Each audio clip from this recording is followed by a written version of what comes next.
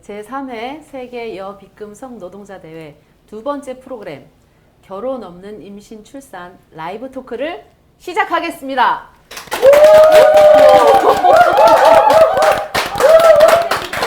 아, 네. 이 뜨거운 반응 감사합니다. 3월 3일 어제 대회 선언을 시작으로 3월 7일까지 진행되는 행사 중에서 유일하게 실시간 라이브 방송으로 진행이 되는데요. 네, 지금 많은 분들이 지금 한 150분 정도 되시는 것 같은데요. 네, 온라인으로 함께 참여를 하고 계십니다. 네, 관심과 응원 감사드리며 오늘 말씀 같이 나눠주실 그 세 분의 패널을 소개를 드릴 텐데요. 시작하기 전에 좀 전에 얘기를 나눴는데 난 이게 실시간 라이브인지 모르고 지금 왔다 하는 분도 계시고 이 행사 자체를 난 모르겠다, 난 끌려왔다 이런 분도 계시는데 네, 실제로 어떻게 오시게 되셨는지 우선 권희정 선생님부터 소개를 부탁드리겠습니다. 네, 안녕하십니까. 저는 2008년도에 아마 우리나라에서 처음으로 이제 미혼모 권익 옹호 단체가 생겼을 텐데요. 생긴 게 2008년인데요. 그때 이제 사무국장으로 처음에 일을 했고, 그 다음에 최근에 미혼모의 탄생이라고 하는 책을 썼어요. 그런 인연으로 오늘 이 자리에 오게 되었습니다. 여기 이제 본인의 화두도 또 얘기를 하라고 하는데, 저의 화두는 가족과 여성이에요. 앞으로도 가족과 여성에 대해서 많이 연구하고 생각하고 또 이렇게 발표할 수 있는 기회가 있으면 발표도 하고 글도 쓰고 그렇게 살 계획을 제 화두로, 인생의 화두로 삼고 살고 있습니다. 반갑습니다. 네, 감사합니다. 네, 이번에는 가운데 계신 최영숙 선생님 소개 부탁드리겠습니다. 네, 안녕하세요. 저는 미혼모 협회 인트리의 대표를 맡고 있는 최영숙이고요. 아까 삼희수 선생님께서 말씀하신 뭣도 모르고 붙잡혀온 사람입니다. 네, 저는 미혼모, 그러니까 여기는 비혼이라고 쓰는데 저는 그냥 늘 제가 아이가 지금 17살 됐으니까 17년, 임신부터 시작해서 17년 동안 그냥 정체성을 갖고 있는 사람이라 미혼모라는 말을 그대로 쓰겠습니다. 저희 단체 이름도 미혼모로 쓰고 있고. 그래서 저는 미혼모 정체성을 갖고 있는 사람이고요. 네, 17살 된 아들이고, 아들이 있고, 네, 현장 활동가, 당사자 활동가로 13년째 활동을 하고 있습니다. 그리고, 네. 미혼모로 살다 결혼을 하게 됐네요. 예. 결혼을 한 지 6년 됐는데 저는 참 많은 걸 겪고 지금까지 산 것 같아요. 그리고 본인의 화두는 그냥 저는 자신의 선택을 존중받는 세상이 됐으면 좋겠다. 누구든 어떤 사람이든 저의 바람은 그것입니다. 네. 미혼모시다가 결혼까지 하신 네, 이번에는 오경미 선생님 소개 부탁드립니다. 예, 저는 비혼모를 꿈꾸는 비린이. 비린이? 비린이라고 하나요? 제가 만들었어요. 네. 비린녀는 어떨까요? 비린년? 비린녀. 그녀. 여자. 죄송합니다. 방송이 처음이시라는데 애드립이 강하십니다. 네. 비린이 오경미라고 합니다. 저는 화두가 비혼모를 꿈꾸는 그걸로 다 한마디로 다 설명이 된다고 생각을 하고요. 네. 그래서 이것저것 정책도 찾아보고 있고 어떻게 하면 만약에 내가 비혼모가 됐을 때 어떻게 하면 아이와 둘이 잘 살 수 있을까 이런 것들을 상상해 보면서 즐거워하는 그런 삶을 살고 있습니다. 네, 감사합니다. 박수 한번 보내드리겠습니다. 네, 이렇게 이제 우리가 세 분을 모시고, 그러니까 미혼모의 탄생이라는 책으로 그 역사를 연구하신 분, 그리고 아주 오랫동안 미혼모 활동을 현재까지도 하고 계신 분, 그리고 앞으로 비혼모가 되기를 꿈꾸시는 분, 이렇게 세 분을 모시고 이제 90분 동안 이야기를 나눌 텐데요. 온라인으로 참여하고 계시는 청중들께서도 댓글창을 이용해서 언제든 본인의 의견을 남겨주시기 바랍니다. 그리고 질문이 있는 분들은 그 문장 앞에 질문이라는 머리글을 달아주시면 저희가 후반부에 질문만 따로 모아서 함께 이야기 나누는 시간도 갖도록 하겠습니다. 네, 많은 참여 부탁드릴게요. 우선 저희가 준비한 그 본격적인 주제로 넘어가기 전에 지금 이제 이 결혼 없는 임신 출산이라는 이슈가 우리에게 관심사가 된 것이 물론 그 전에도 뭐 이런 일들이 없는 건 아니지만 최근에 그 방송인 사유리 씨가 당당한 선언을 하면서 우리가 이제 더 크게 관심을 갖게 됐잖아요. 그래서 이제 여기 계신 세 분께서는 그 최근 사유리 이 현상에 대해서 언론에서 보도도 많이 하고 찬반 여론도 많이 생기고 있는데 어떻게 생각하시는지 세 분께 좀 짧게 여쭤보겠습니다. 어떻게 제가 먼저 네네. 말씀드릴까요? 네. 글쎄 뭐 이거 찬반 여론이 뭐 형성이 되었다고 하는데 이건 뭐 찬성하고 반대할 일인가라는 생각을 저는 하고요. 그냥 개인의 그냥 선택의 문제일 뿐이잖아요. 그리고 그리고 이제 이번 사유리가 이 사건을 계기로 해가지고 뭐 일본 같은 경우에는 굉장히 좀 급진적이고 진보적이고 우리나라에서는 안 되는데 일본에서는 되더라 이런 이야기들을 많이 하고 있는데 사실 그 OECD 국가 중에서 그 그러니까 비혼 출산율이 굉장히 낮은 두 나라가 있어요. 하나가 한국이고 하나가 일본이에요. 그래서 일본도 굉장히 비혼 출산이 억압된 그런 사회라고 보면은 맞는데 이렇게 지금 사유리에 대해서 현상에 대해서 우리가 열광하는 이유는 그 몇 년 전에도 이제 신문에 보도되었다시피 허수경도 이렇게 비혼 맞아요. 출산을 했었잖아요. 그때보다도 지금 더 폭발적으로 이렇게 반응이 일어나는 거는 그만큼 그때가 이제 2000년대니까 지금 10년도 넘은 그때보다 더 다양한 가족을 꿈꾸고 더 다양한 개인의 삶의 선택지를 고민하는 개인적인 욕망들이 지금 이제 막 이렇게 꾹꾹 눌려져 있다가 그 현상을 통해서 이제 그 다양한 삶의 선택에 대한 욕구들이 이렇게 분출된 게 아닌가 저는 이제 그렇게 개인적으로 보고 있어요. 네. 이게 찬반으로 뭐 따질 문제는 아니다. 그렇죠. 이런 이걸 왜 말씀이신 찬성하고 거죠? 반대하죠? 그렇죠. 네, 뜨겁더라고요. 네, 제가 네, 이것 맞아요. 때문에 네. 좀 찾아봤는데 네. 엄청나게. 네. 최영 선생님은 어떻게 생각하세요? 저는 생각은 똑같은데요. 제가 아까 말씀드린 것처럼 그냥 모두의 선택이 존중받는 사회니까 그 사람이 어떤 선택을 하든 사실은 누군가가 너의 선택을 이해할 수가 없어라는 말이 굉장히 그 불손한 말이라고 저는 생각하거든요. 상대방이 나를 이해하고 안 하고는 중요하지 않거든요. 사실 이해 안 해줘도 그건 나의 삶이고 이해를 한다고 해서 바뀔 수 있는 것도 별로 나의 선택에 의해서 달라지니까. 그래서 저는 뭐 이게 뭐 우리나라에서 국회의원들이 뭐 법을 해야 되니 이렇게까지 할 문제인가라는 생각을 했고요. 그 권희정 선생님 말씀하신 것처럼 그때 방송인 허수경님이 이렇게 정자은행에서 해서 아이를 출산할 때랑 지금이랑 좀 다른 거는 저도 똑같은 생각이지만 그분은 결혼을 하고 이혼을 하시고 나서 정자은행에서 아이를 낳고 지금 이분은 완전 그런 결혼 제도라는 거 없이 그쵸. 했잖아요. 근데 그게 시간이 많이 변해서일까? 아니면 그 결혼을 이혼이라는 과정을 좀 거쳤던 여성이고 또 두 번의 이혼을 겪은 걸 제가 알고 있거든요.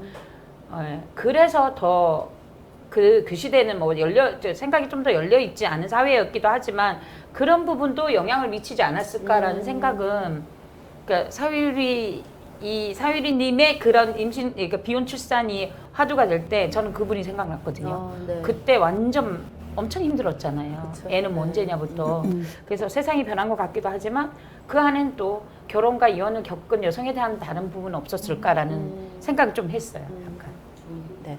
그 신청서에 이제 저희가 신청서 받을 때 뭐 하실 말씀 있으면 한마디씩 남겨달라고 이제 말씀을 드렸더니, 그러니까 미혼모, 비혼모 이 차이.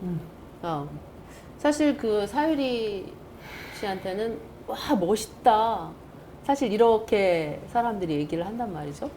그래서 미혼모와 비혼모의 차이는 무엇인가? 이제 활동을 하시다 보면 약간 그런 질문도 많이 받으실 거고 그럴 텐데 어떻게 생각하면 될까요? 사람들이 미혼모, 비혼모.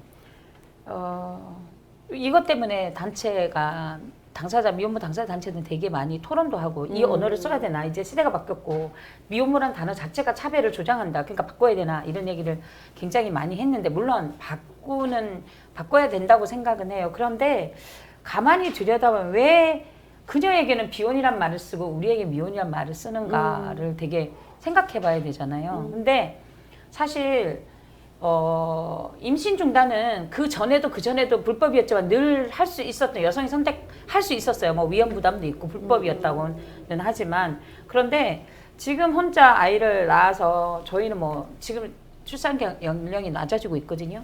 근데 그런 분들이 만약 정말 내가 아이를 안 낳겠다라고 하면 수술을 할 수 있었겠죠.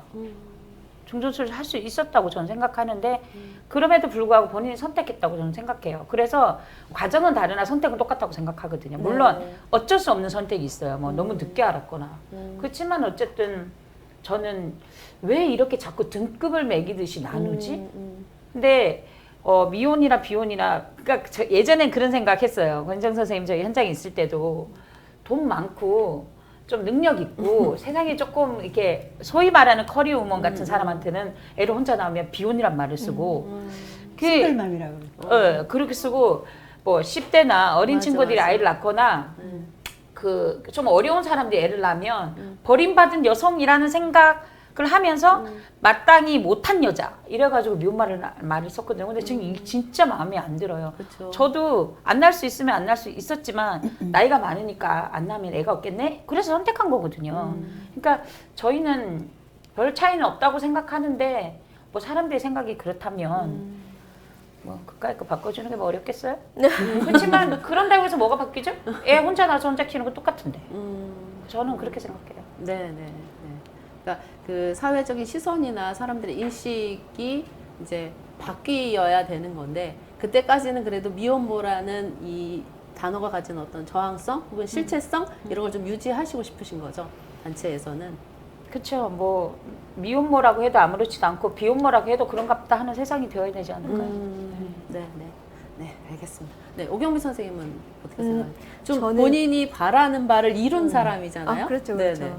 그 부럽기도 했고 왜냐하면 한국에서는 그러니까 이번에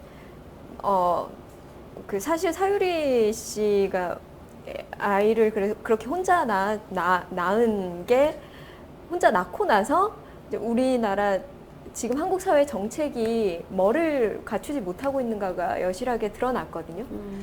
그래서 근데 그것 때문에 사실 저는 한국 사람이고 사유리 씨는 일본 사람이니까 자국으로 돌아가서 그 아이를 정자은행에서 기증을 받아서 낳을 수 있었단 말이에요.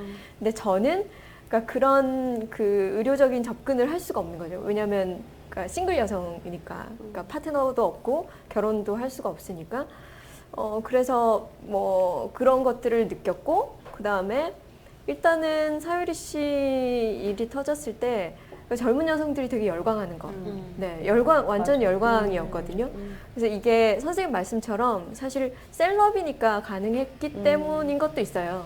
근데 그와 동시에 또, 그러니까 얼마나 결혼이 싫으면, 얼마나 결혼이 싫으면 저렇게, 결혼해서 이제 얼마나 이제 그러니까 파트너랑 같이 이렇게 사는 게 싫으면 저렇게 열광을 할까. 이게 지금 우리나라 한국 사회를 완전히 반영하는 지표다 이렇게 생각이 됐어요. 아, 네. 네.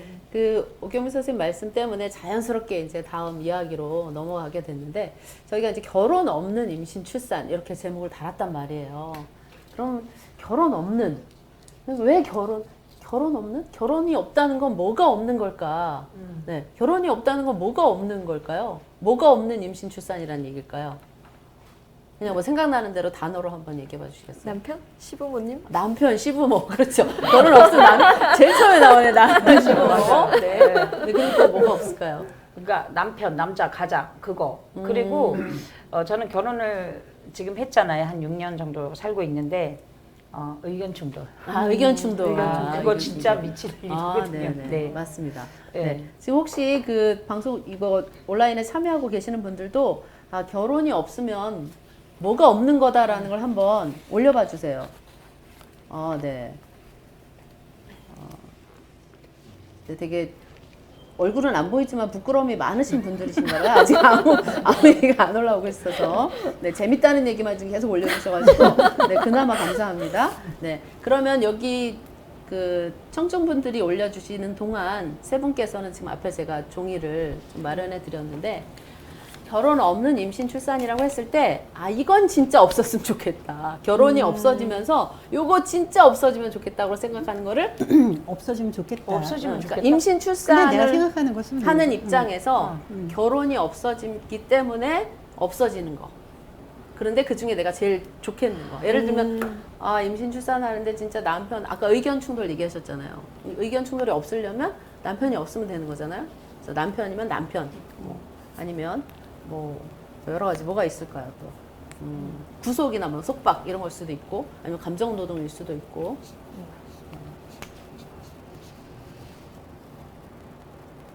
네, 지금 이렇게 몇 가지 의견들을 올려주고 계십니다. 그냥 개인적인 거 쓰시면 될 것 같아요. 결혼 없는 임신 출산이라고 했을 때, 아, 진짜 이거 결혼 없어지면서 같이 없어지면 임신 출산에 정말 좋겠다 생각하시는 거. 저 선생님 너무 오래되셔가지고.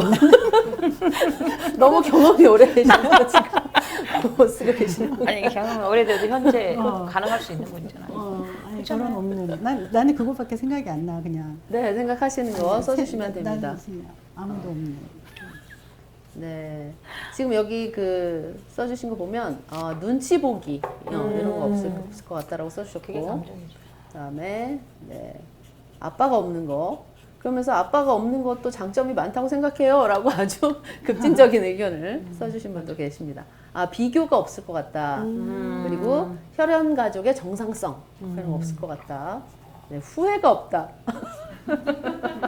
네, 어떤 후회일까요? 해도 후회 안 해도 후회. 해도 후회 안 해도 후회.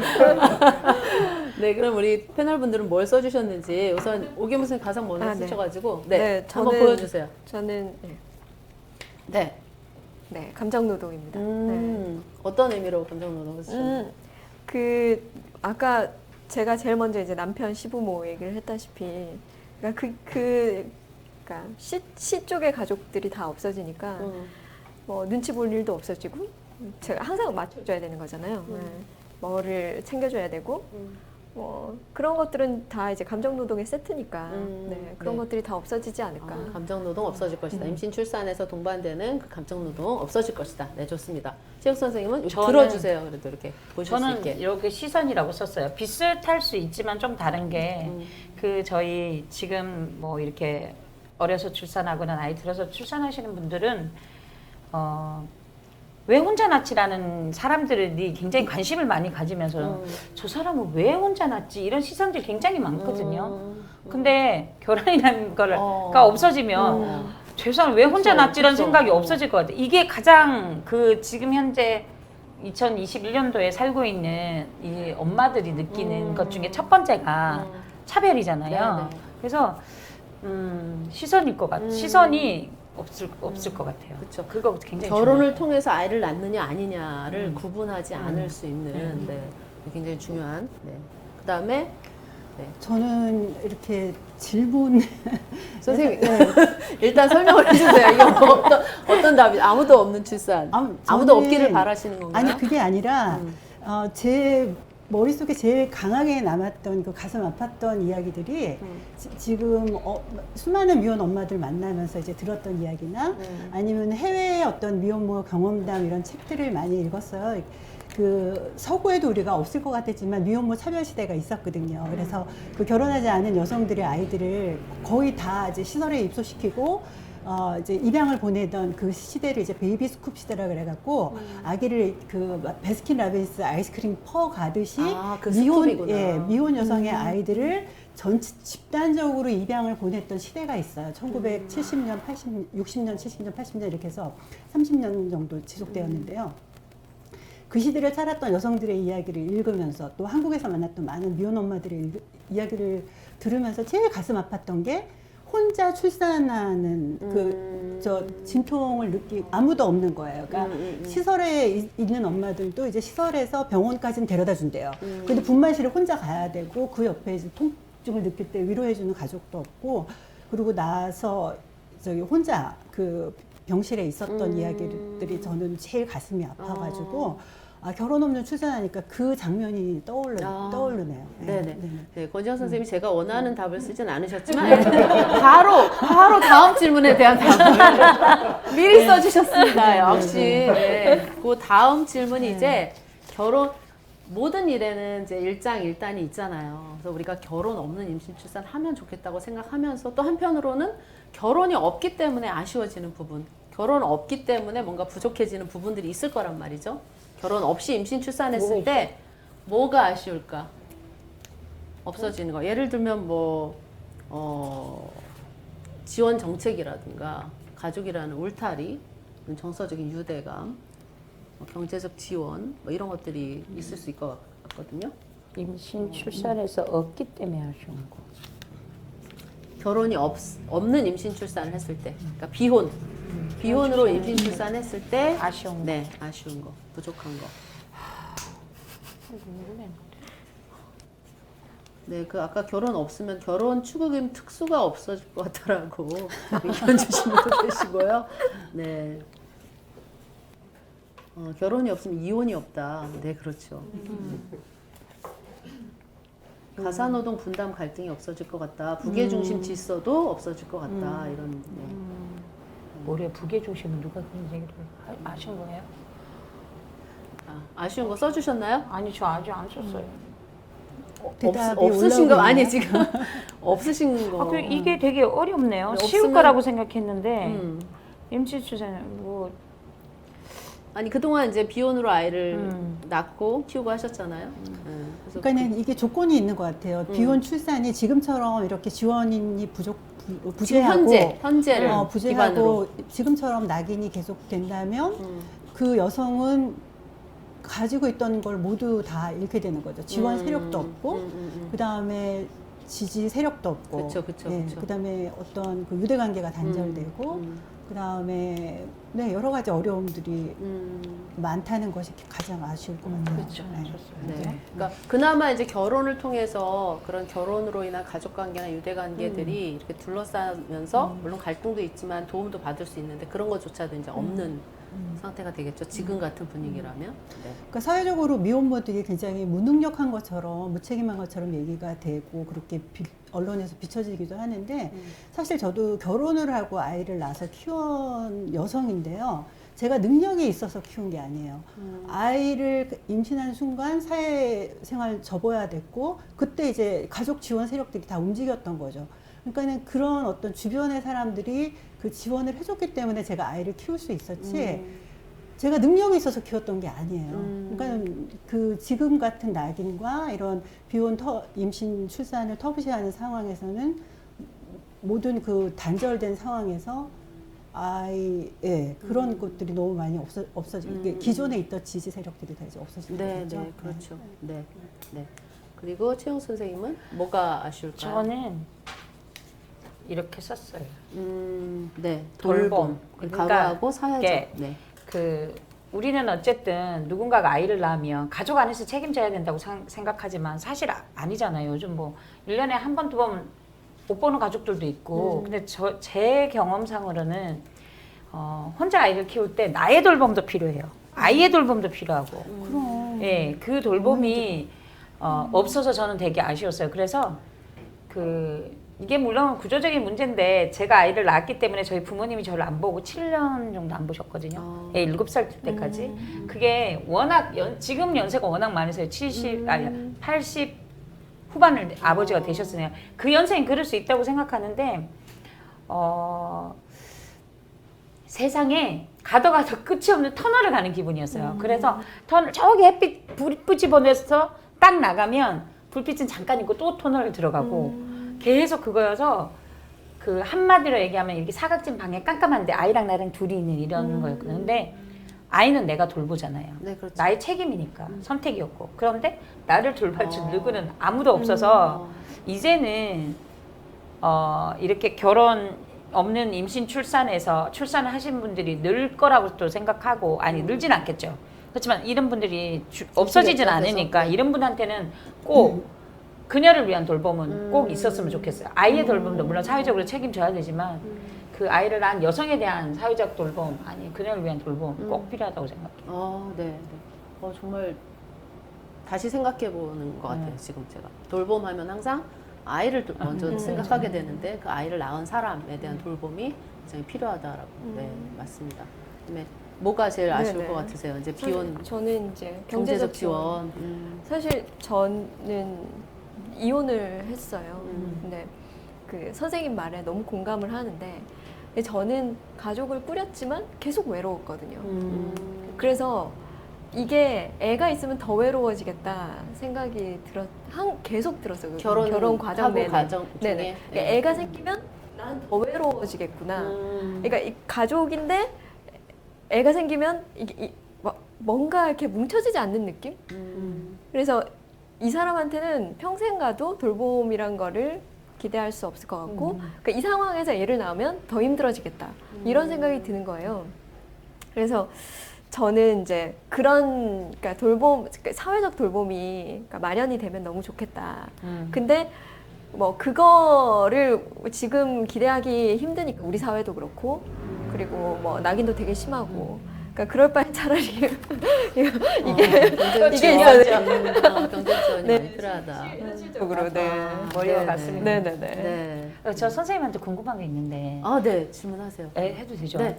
아니 이혼을 하셨잖아요. 근데 여기서 아이를 낳으면 계속 더 외로워질 것 같다라고 하셔서 그럼 네네. 지금 이혼을 하시게 된 계기가 네.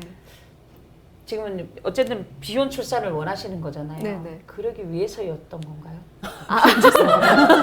죄송해요.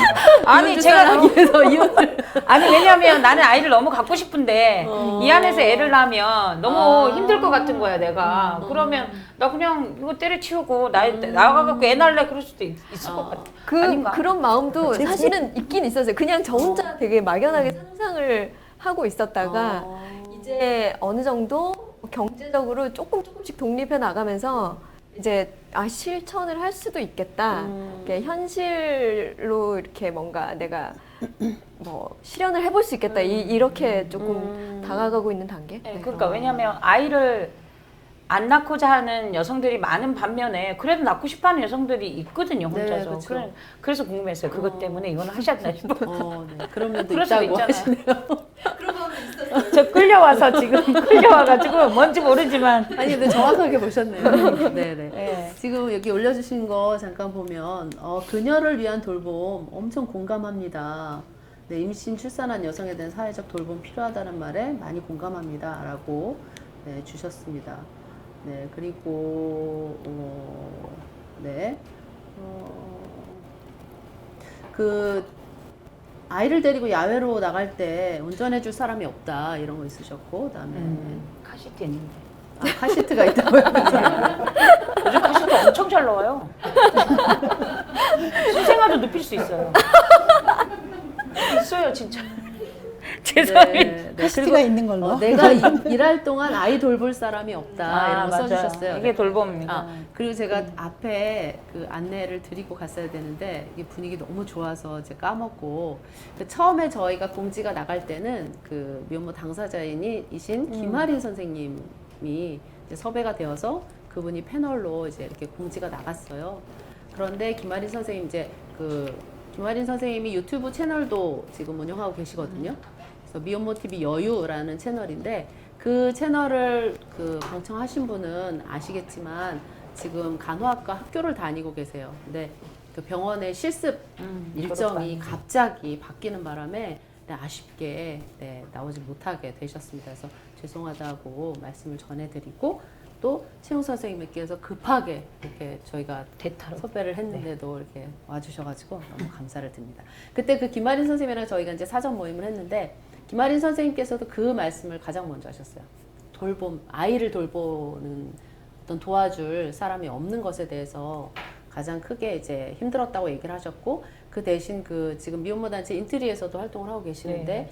그런 어떤 사회적인 유대에 나를 지원하는 어떤 그룹이 있다는 것 때문에 굉장히 도움을 많이 받고 있다 이런 얘기를 해주셨습니다. 사실 이제 결혼 없는 에 대해서 우리가 이렇게 살펴봤는데 주신 의견들을 보면 앞에 결혼이 없어서 좋은 것들 아마 그런 것들 때문에 지금 이 젊은 여성들이 이렇게 비혼 임신 출산, 아까 얘기한 그런 관계, 그 결혼 때문에 생기는 관계의 문제, 관계에서 갈등의 문제, 이런 것들이 가장 크게 나타나는 것 같고, 그 두 번째 질문에서 선생님들이 써주신, 그러니까 그런 마음이 있지만 망설여지게 되는, 그걸 이렇게 적극적으로 하지 못하는 이유가 그런 경제적 지원이라든가 돌봄을 받지 못하는 것이라든가 내 옆에 아무도 없는 상황이 될까봐, 이런 것들을 사실 두려워하는 거거든요. 그러니까 앞으로 우리가 비혼 정책이나 비혼이 차별받지 않는 사회로 가려면 지금 우리가 아쉬워하는 것들, 부족하다고 생각하는 것들이 더 이제 채워져야 되고 마련이 돼야 되겠죠. 네. 아, 지금 여기 그 반응도 뜨거우시고 세 분도 너무 즐겁게 대화를 해주셔가지고 네, 좋습니다. 다음 이제 주제로 넘어가 볼 텐데요. 그러면 이렇게 어려움, 사실 지금 보면 관계적인 갈등 빼고 딱 생각해 보면 어려움들이 엄청 많다, 현실적으로. 다 어렵죠. 돈도 없고 같이 돌봐줄 사람도 없고, 그런데도 왜 사람들은 결혼 없는 임신 출산을 선택했을까, 선택할까, 선택하려고 할까, 네, 이런 궁금증이 생겨요. 그래서 이제 세 분께 질문을 드릴 텐데요. 우선 이런 시대적 사회적 배경들이 있을 텐데, 권지정 선생님 그 미혼모의 탄생이라는 책에 보면 그 비혼은 물론이고 미혼이라는 단어조차 없을 때 이제 그 보호가 필요한 아동들을 재배치하는 과정에서 어머니들을 양육할 수 없는 어머니라는 담론으로 이렇게 만들어버리는 그런 과정을 책 속에서 설명을 해주고 계셔요. 그래서 이런 결혼 없는 임신 출산을 그런 분위기임에도 불구하고 선택하게 되는 그런 그 시대의 특징을 한번 말씀해 주시면 감사하겠습니다. 네, 제가 책에서 이제 1950년부터 지금 2018년까지, 2008년, 9년까지 이제 다루어서 거의 한 60년 동안의 이야기를 썼는데요. 그거를 이제 여기서 얘기를 하려고 하면은 너무, 광범위한 얘기가 되기 때문에 일단 간략하게 말씀드리면, 사실 질문은 비혼 임신 출산이 뭐 시대적으로 어떠했냐라는 질문인데, 비혼 임신과 출산은 어느 시대나 있었어요. 그거는 어떤 시대적인 그런 어떤 차별성이라든가 어떤 특징을 말할 수가 없고, 다 이야기가 똑같아요. 사귀다가 애가 생겼는데 남자가 사라졌다거나, 결혼하려고 사귀었는데 결혼으로 이어지지 못했다거나, 이거는 시대를 관통해서 똑같은 이야기예요. 왜 태어났냐고 물으신다면. 그렇지만 시대적으로 달랐던 거는 그 임신과 출산을 어떤 담론으로 통제하고 그 누구를 통제했는가, 그게 이제 시대적으로 달랐다는 게 제가 그 책에서 쓰고 있고요. 그 사회가 원치 않는 임신과 출산이 시대적으로 조금 다르다는 특징이 있어요. 그래서 한국 전쟁 이후에 우리가 저기 사전을 찾아보면 어머니라고 하는 그 단어를 찾아보면은 어떻게 정의가 되어 있죠? 사전을 안 안 찾아봐서 어머니라는 단어로. 네, 임신과 출산을 통해서 어머니가 된다라고 이제 정의가 되어 있는데, 그게 이제 잘못된 정의라는 거를 알 수 있죠. 네, 한국 전쟁 이후에 임신과 출산을 했으나 어머니가 너는 아니다라고 말해진 그 담론화된 여성들이 있는데 누굴까요? 미혼모죠. 아닙니다. 미혼모라고 생각하죠. 그때는 우리 사회에 미혼모라는 단어가 없었어요. 혼혈 아동을 낳은 어머니들이었어요. 혼혈 아동을 낳은 여성들. 그들은 굉장히 그 아이를 입양을, 그러니까 이승만 대통령 정권에서는 정말 저는 고아원에 있는 혼혈 아동을 입양을 보내라라고 하는 그런 문서가 나온 줄 알았더니, 전국에 있는 혼혈 아동을 다 해외 입양을 보내라 라고 하는 정책을 수립을 했습니다. 그래서 그 당시에 어떤 그 정책이 인종 청소의 정책이었다라고 이제 비판을 받고 있고요. 그때 이제 아이를 내놓기 싫어하는 여성들을 향해서 굉장히 비윤리적이고, 너는 어머니가 아니다라고 하는 그런 담론에 휩싸여서 이제 그 여성들은 아동을 포기하게 되는 거죠. 그때 이제 마침 서구에서 이제 사회복지학을 공부하고 온 지식인들을 중심으로 해서 이들을 언웨드 마더라고 불렀습니다. 영어로. 언웨드 마더가 있다, 우리 사회에.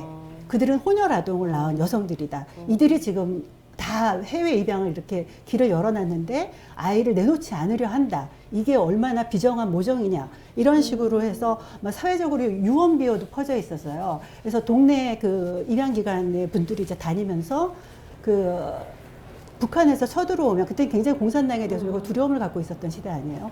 공산당이 들어오면 혼혈 아동부터 죽인다는데 너 계속 안 내놓을 것이 뭐 이런 식으로 그런 기록이 있습니다. 제가 하는 말이 아니에요. 그렇게 해서 이제 아이들을 입양을 보내고 엄마들이 모성을 포기했던 시대가 있었어요. 그때는 미혼모가 없었어요, 우리 사회에. 그리고 이제 전쟁도 끝나고 70년대 경제 이제 발전이 엄청 빠른 속도로 돼가고 있잖아요. 그래서 자본주의 경제 발전과 딱 맞물려서 이상화되는 게 있어요. 그게 뭘까요? 자본주의 경제가 막 발전하면서 핵가족? 그렇죠. 4인 그 핵가족이 굉장히 이상화되고 결혼, 그 다음에 중산층 핵가족 이것이 굉장히 절대 행복과 이제 등치가 되는 시대로 접어들어요. 그러면서 어느 해도 마더가 이제 번역이 되는 거예요. 뭘로 번역이 되죠? 그때 미혼모로 번역이 됩니다. 그래서 1972년에 정부로부터 그 인가받은 4대 해외 입양 기관이 있었어요. 그들이 일제히 정말 1971년도 아니고 1973년도 아니고 1972년에 일제히 미혼모 상담 사업을 시작을 합니다. 그러면 미혼모들을 우리가 이제 아이들을 어떻게 잘 키워줄게 상담해 줄까는 아니었어요.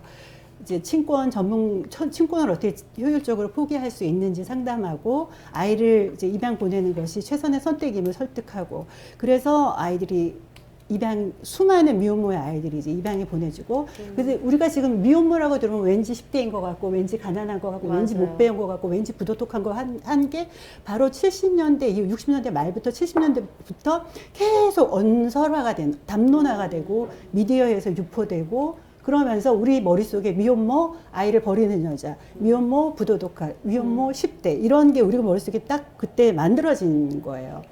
그래서 그 우리나라에서 최대 많은 수의 아이들이 입양 보내진 게 바로 70년대, 80년대인 거죠. 그러니까 이 문제에 조금 관심을 갖는데 약간 어떤 지식적인 어떤 정보가 좀 부족하고 또 알고 싶어 하는 그런 분들 이런 질문을 해요. 아니 왜 70년대 80년대 우리가 잘 살기 시작하는데 우리는 입양은 가난과 어떤 전쟁 때문에 시작됐다고 우리는 알고 있잖아요. 그러니까 70년대 80년대에는 올림픽도 하고 그런데 왜 이때 이렇게 입양이 그러네요. 많아집니까? 네. 라고 질문을 하는데 그거는 바로 핵가족의 이상화, 자본주의 경제의 발전, 그 정상가족. 네, 정상가족 이데올로기와 긴밀하게 밀접하게 묶여 있는 거예요. 그러면서 2005년도 이제 호주제가 폐지될 때까지 이제 여성의 어떤 그 친권을 주장할 수 있고 인정받을 수 있고 양육권을 인정받을 수 있는 근거가 되었잖아요. 그 이후에도 여전히 뭐 어려움은 있긴 하지만 어쨌든 법적으로는 인정이 된 시대가 되었죠. 그다음에 2008년, 9년 이렇게 한국 미혼모 지원 네트워크가 생기고 또 미혼모 당사자 단체 생기면서 이제 그들의 어떤 양육권과 친권을 이제 언론을 이걸 이제 사회적으로 이슈화하면서 이제 미혼모의 양육권 우리 지원해야겠다. 우리 이들의 어떤 성적 자기결정권 존중해야겠다라고 하는 인식이 그때부터 이제 시작된 거기 때문에 70년대부터 한 2005년까지 35년 일제 강점기하고 똑같은 시간이죠. 그 시기는 비혼 임신 출산의 어떤 잔혹 시대였다고 정리할 수 진짜 정리하면 암흑기였네요. 맞을 것 같아요. 네. 네. 더 궁금하신 분은 제 책이 있으니까 예, 깨알 같은 홍보를 하지만 제목 미혼모의 탄생. 각 도서관에도 다 배치가 돼 있는 걸로 알고 있습니다. 네, 더 궁금하신 거는 읽어보시고요. 언제든지 연락 주시면은 더 토론의 장을 또 마련해 보는 것도 좋을 것 같아요. 권지현 선생님 덕분에 저희가 그냥 정말 머리로 가지고 있던 편견, 그러니까 굉장히 그런 어떤 전쟁 시대 때 오히려 더 많이 갔을 거다라던가 미혼모는 어리거나 가난하거나 그런 사람들일 것이다라는 우리가 은연중에 갖고 있던 편견들을 지금 이 짧은 말씀을 통해서도 이제 깰 수 있는 그런 기회인데. 그래서 제가 잠깐만 60년대 제가 신문 기사를 거의 다 뒤졌는데요. 그때는 미혼모인데 왜 애를 키우냐라고 하는 어떻게 애를 그런 게 없었어요. 오히려 홀어머니 떡장사에서 훌륭하게 키운 어머니 이런 게 보도가 되었고 그 다음에 오히려 그 혼외 아동 출산한 아동에 대해서 어떻게 아버지가 돼가지고 아이를 입적을 안 시키느냐. 그래서 그 부성을 비난을 했습니다. 그 대신 그 60년대 비난에 집중 포하는 혼혈 아동을 출산한 어머니한테 이제 집중이 되었었죠. 그러면서 70년대로 넘어오면서 자본주의 경제 발전과 함께 핵가족 그 정상가족 네. 이데올로기가 이제 집중적으로 이제 그 구축되는 그 시기에 미혼모의 이제 차별이 시작되고 우리가 알고 있는 그 병리적인 미혼모에 대한 인상이 그때부터 이제 우리 머릿속에 심어진 거예요. 네. 네. 네. 이 권지영 선생님 책을 보면 굉장히 그 자료들도 잘 정리가 되어 있고 그 선생님이 같이 활동을 하시면서 경험하신 부분을 바탕으로 했기 때문에 그러니까 이론과 현실이 굉장히 잘 들어 있습니다. 네, 그래서 꼭 책을 네, 보시기를 네, 권해드리겠습니다. 네, 그 최영 선생님께도 이제 같은 질문인데 현재에 좀 초점을 맞춰보려고 합니다. 그 제가 이제 인트리도 유튜브 채널을 운영하고 계시잖아요. 이제 그걸 봤는데 거기서 그 제목이 사유리의 비혼 출산, 미혼모들의 인식 개선에 영향을 미칠까라는 제목의 방송이었어요. 그때 이제 최영 선생님께서 어떤 기자와 통화한 거를 말씀하시면서 기자가 인트리에는 미혼모 말고 자발적 비혼모는 없느냐 이렇게 질문을 했고 그거에 굉장히 불쾌했다 이런 말씀을 하시더라고요. 그러니까 뭐 이 시대라고 그렇게 인식이 바뀐 것 같지는 않은데 네, 그 권지영 선생님이 그 이전 시기 이제 핵가족화 막 될 때 얘기를 해주셨다면 그 최근에 이제 어떻게 엄마들이 결혼 없는 임시 출산을 선택하게 되는지 그리고 그것들이 우리 사회에서 어떤 담론으로 지금 퍼지고 있는지 이런 얘기들을 좀 활동 경험을 얘기해 주시면 되겠습니다. 그러니까요. 뭐 사유리님의 그 비혼 출산 이게 막 핫 이슈가 돼가지고 정말 뭐 불타는 감자가 됐을 때 저희 사무실에는 지금 젊은 대학생 여자분 두 분이 인턴으로 일을 하시고 미혼모 당사자분 두 분이 일을 하시고 그리고 이제 두 분은 그냥 아니시고 결혼하시고 이런 두 분이 일을 하시거든요. 네. 그러니까 근데 이제 그 저희 미혼모 두 분이 실무자로 일하시는 분들이 왜 사유리한테는 비혼모란 말을 쓰고 왜 우리한테 자꾸 미혼모라고 써요? 라고 얘기하는데 불쾌한 거죠. 그래서 근데 진짜 이런 기자분들 되게 많았어요. 거기에 인테리어에 계신 분 중에 혹시 이런 사람이 있으면 인터뷰를 좀 하고 싶다라고 했는데 아까도 말씀드린 것처럼 아이는 안 낳을 수 있었어요. 근데 내가 선택한 거니까 자발적인 거죠. 누가 낳으라고 하지 않았잖아요. 낳으라고 한다고 낳을 것도 아니고. 그래서 되게 기분이 나빴고 제가 아는 오늘도 아까 이제 여기 내려주고 왔는데 같이 문상을 갈 일이 있어서 그 친구는 지금 23살인가? 그러니까 우리나라 나이로 23살이면 만 22세나 21세겠죠. 근데 지금 아이가 원래 5살 됐어요. 아이를 키우는데 그 친구는 그랬대요. 저희 유튜브 방송에도 나와요. 자기가 임신을 했는데 이 남자친구를 생각해보니까 경제력도 없고 성실성도 없고 이런 거예요. 그래서 나는 애를 낳아서 키워야 되니까 너 내 인생에서 좀 꺼져줄래? 라고 했대요. 그리고 자기가 애를 낳은 거예요. 그게 자발적이죠. 그렇죠. 네. 자발적이잖아요. 근데 왜 이 여성에게는 미혼모라고 붙이죠? 어리니까? 아니면 경제적으로 어려우니까? 근데 그 사람이 그랬다면은 사람들 의아하게 생각할 수도 있겠죠. 근데 저는 어쨌든 지금 우리 지금 2021년도를 살면서 아까 장희정 선생님이 권희정 선생님 장희정은 누굴까요? 한부모 다른 분인데 권희정 선생님 너무 오랜만에 만났어요 선생님을. 괜찮아요. 김영숙 씨. 네. 두 분 왜 계획하세요 여기서?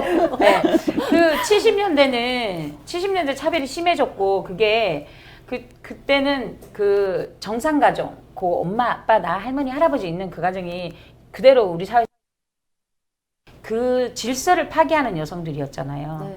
그랬을 것 같아요. 제가 72년생입니다. 네, 그때 왜 하필 72년? 근데 어쨌든 그런 여성이었는데 이제 2000년대 들어서면서 제가 2005년도에 출산을 했거든요. 2000년대 들어서면서 그런데 지금은 그때는 질서를 파괴하는 여성이고 지금은 낳으라고 해요. 지금은 저출산이라고 애를 자꾸 낳으라고 하잖아요. 왜 낳으라고 하죠? 그때랑 지금이랑 아이를 키우는 세상이 바뀌어졌나요? 별반 바뀌지 않았다고 저는 생각해요. 인식이 바뀌었느냐? 그게 사람들의 인식이 조금씩 바뀌었다고 저도 생각해요. 13년 동안에 있으면서. 그렇지만 그게 우리나라에서 비혼 여성 출산하는 제도가 바뀌거나 정책이 바뀌거나 이건 미비해요. 정말 미비하거든요. 근데 사람들의 생각은 바뀌고 있는 거니까 사유리의 비혼 출산이 핫하겠죠. 근데 그때는 파기하는 여성인데 지금은 왜 나으라고 하는 거야? 그건 저출산 때문이에요. 해결을 해야 되거든요. 그럼 왜 저출산에 왜 미혼모는 왜 갖다 놓죠? 미혼모는 왜 갖다 넣느냐는 말이죠. 그리고 아까 그때는 성적 자기결정권을 인정해주고 뭐 출산을 인정해주고 사실은 성적 자기결정권을 인정해서가 아니라 애를 낳아야 하기 때문이었어요. 나라가 뭐 토종 한국인의 씨가 마른다라는 말이 나오니까. 근데 제가 2005년도에 출산을 했는데 그때 시설에서 출산을 했거든요. 근데 그때 국회의원들이 왔어요. 2005년도 8월에 났으니까 2006년도 정도 됐겠죠. 그때 뭐냐면 내가 국회의원인데 이거 뭐가 필요하냐 니네 도와줄게라고 했을 때 그게 결정권을 인정해서가 아니라 애난 니네들 애 키우게 해줄게. 애는 계속 낳아야 되니까. 그렇죠. 도와준다는. 네, 저는 그게 굉장히 많이 들었거든요. 그래서 우리나라가 갑자기 어느 날 갑자기 여성의 성적 자기 결정권을 인정해주고 막 그래서라고 생각은 하지 않아요. 근데 지금 시간이 지나 보면 이것도 굉장히 폭력이죠, 사실은. 근데 최근에 제가 며칠 전에 그 기사를 하나 봤어요.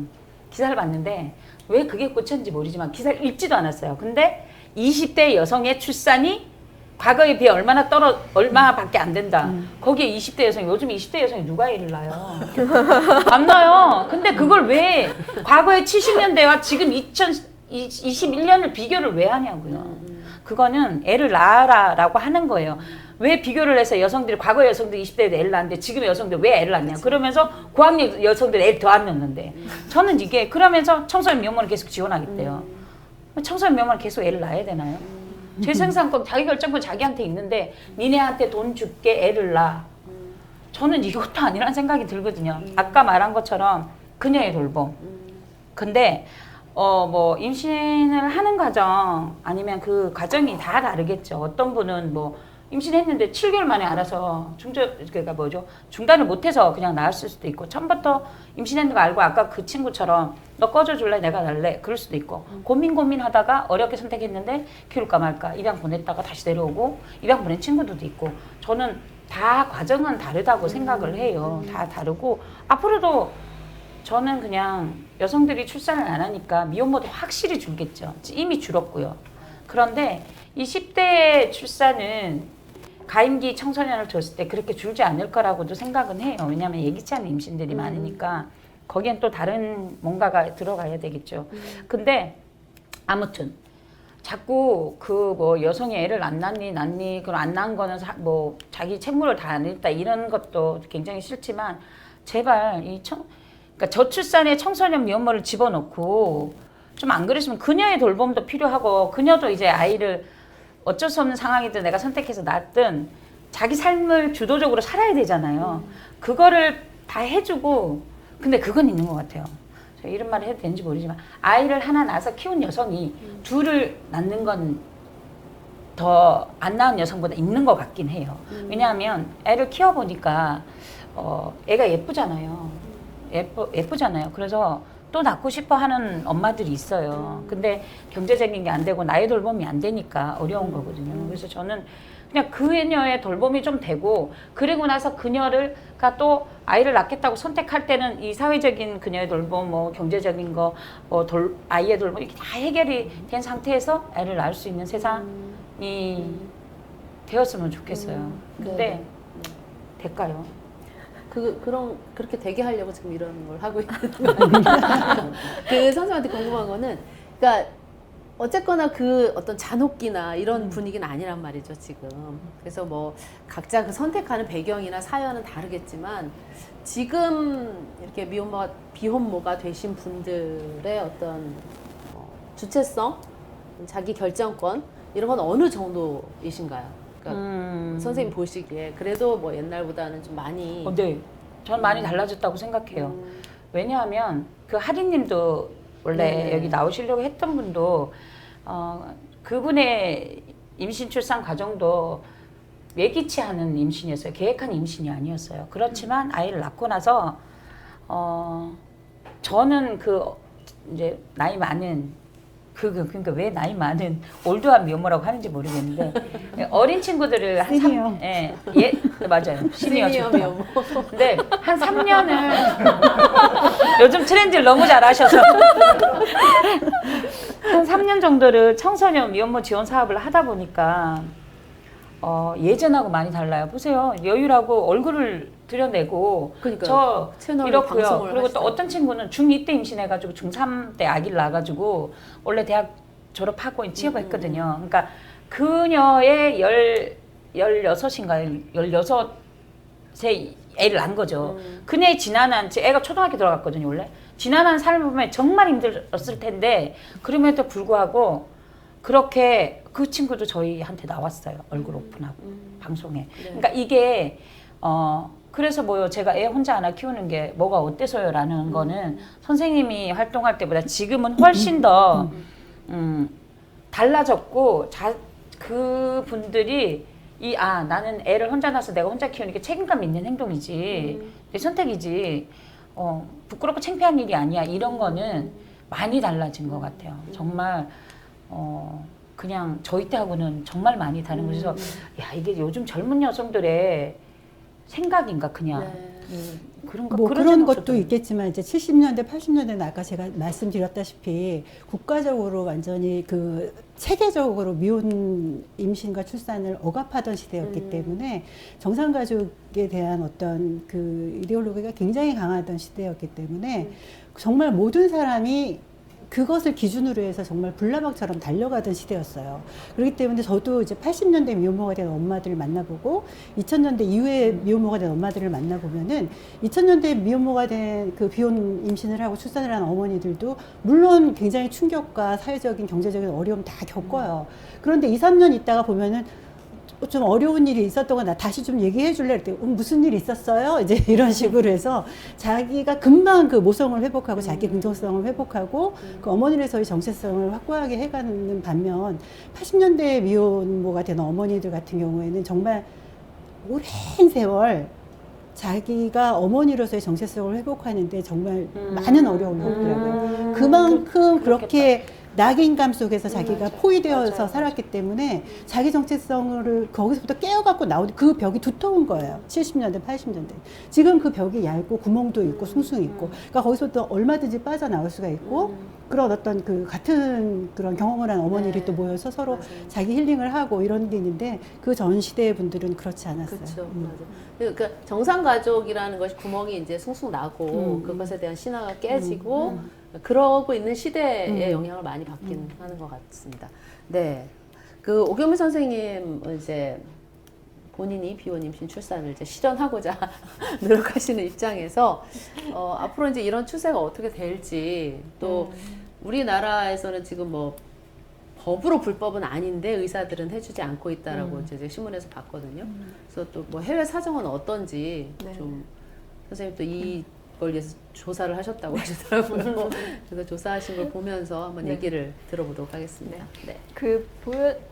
일단 화면은 띄워주시고요. 사실 아까 선생님께서 정부나 뭐 나란 일 하는 사람들이 여자들 애 안 낳는다 그렇게 말씀하셨잖아요. 근데 사실은 자기들이 던지는 질문을 바꿔야 되는 거예요. 결혼으로 묶이거든요, 다. 결혼 안 한다인 거예요. 사실 맞아요. 결혼을 안 하고 싶은 거지 여자들이 아기는 낳고 싶어 하거든요.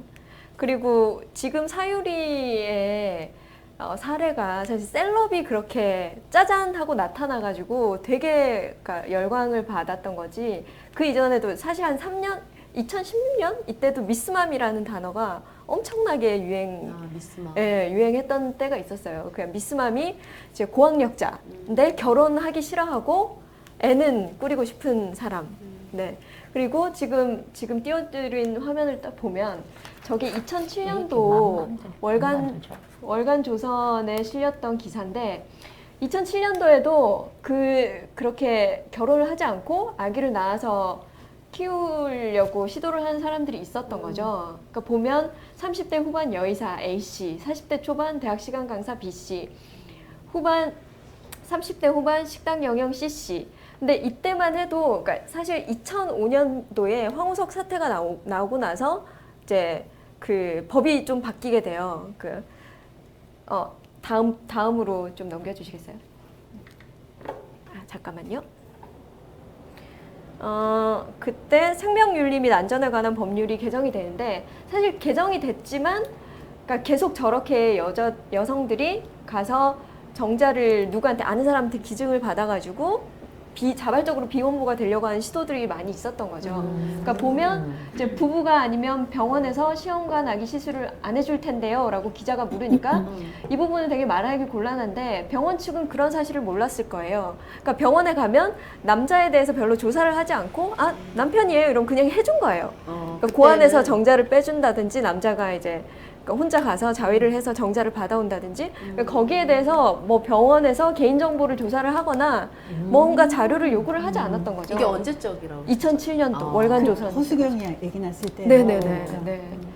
그리고 CC도 이제 부부가 아닌데 시험관 아기 시술을 어떻게 받았냐라고 하니까 그냥 뭐 아는 사람 이름 해가지고 병원에 가서 뉴뚱이 그러니까 시술을 받아서 했다 이런 게 있었던 거죠. 근데 그러다가 그러니까 제가 그 중간에 기사는 못 찾아봤고 2016년도에 제가 이제 시도를 하면서 여러 가지 이렇게 기사를 찾았는데 2016년도쯤 되면서 되게 그러니까 병원에서 되게 엄격하게 안 해주는 거예요. 그러니까 어느 순간 2007년에서 2016년 넘어가면서 되게 현장에서 그 규정을 되게 엄격하게 두면서 뭔가 서류를 갖추지 않은 사람한테는 시술을 해주지를 않는 거예요. 근데 문제는 생명윤리 및 안전에 관한 법률에는 그 배아 생성 등에 관한 동의에서 그러니까 미혼일까 결혼을 하지 않은 사람에 대한 조항이 없어요. 조항 자체가. 근데 우리나라는 조항이 없으면 해외 다른 국가들은 조항이 없으면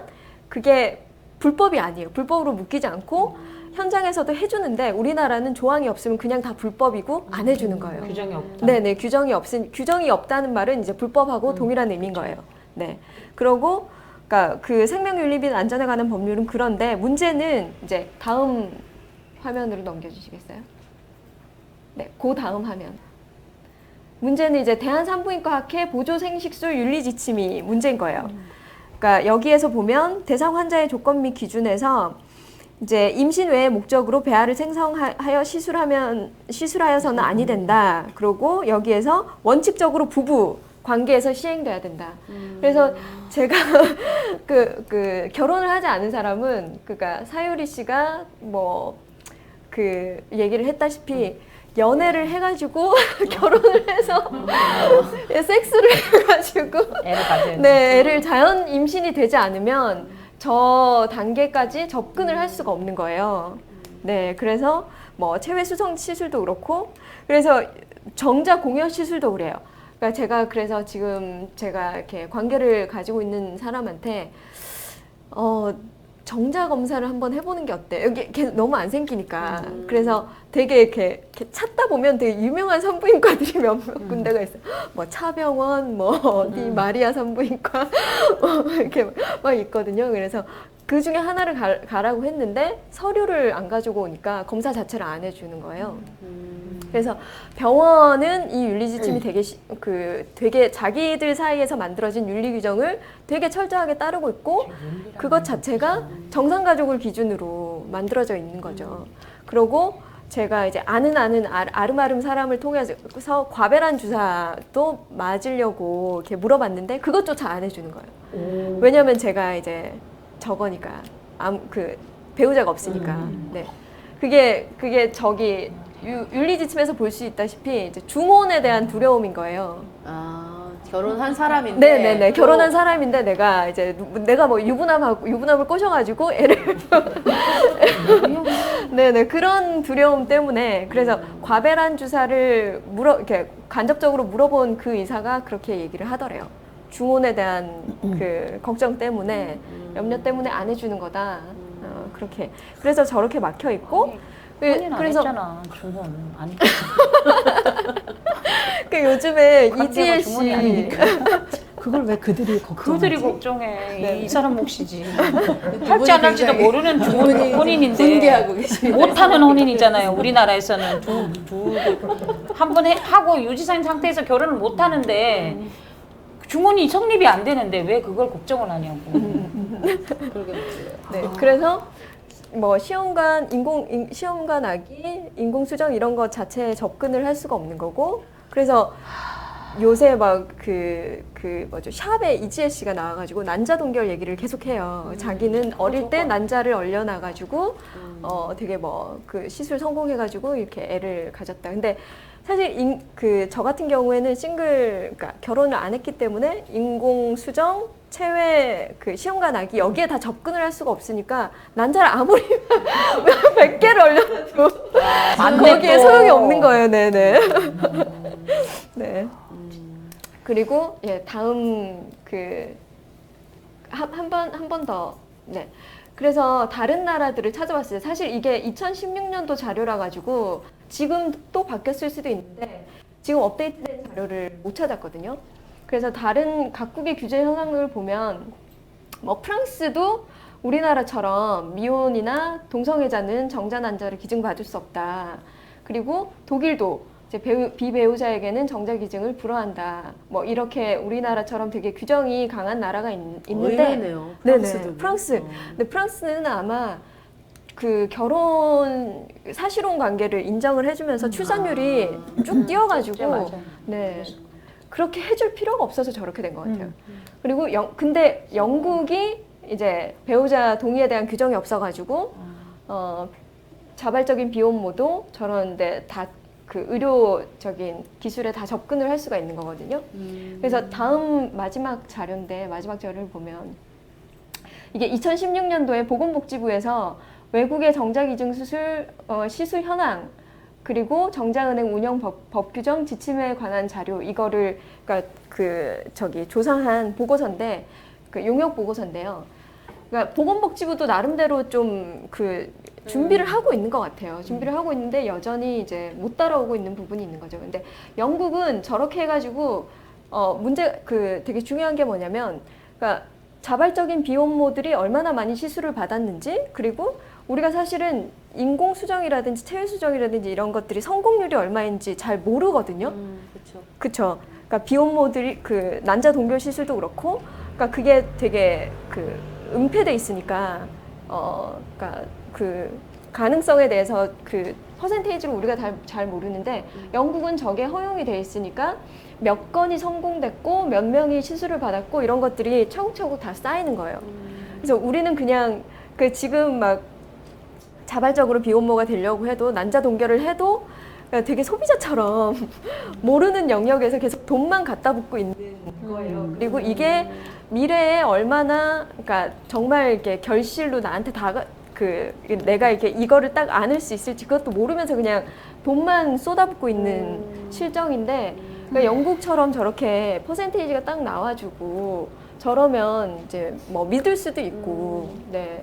그리고 정말 자발적으로 자기가 가정을 꾸리고자 하는 사람들한테는 네, 되게 천국인 거죠. 네.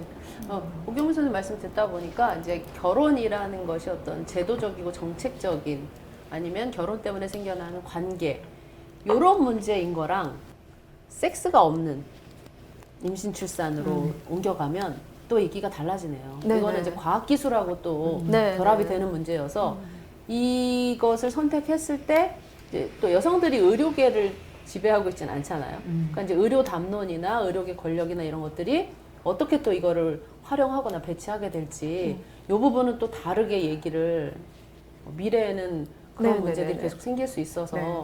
다른 얘기들이 진행될 것 같습니다. 네, 네, 감사합니다. 네. 세 분께 그래서 이제 결혼 없는 임신 출산을 선택하게 되는 사회적 배경과 그리고 그런 담론들에 대해서 네, 말씀을 들어봤고요.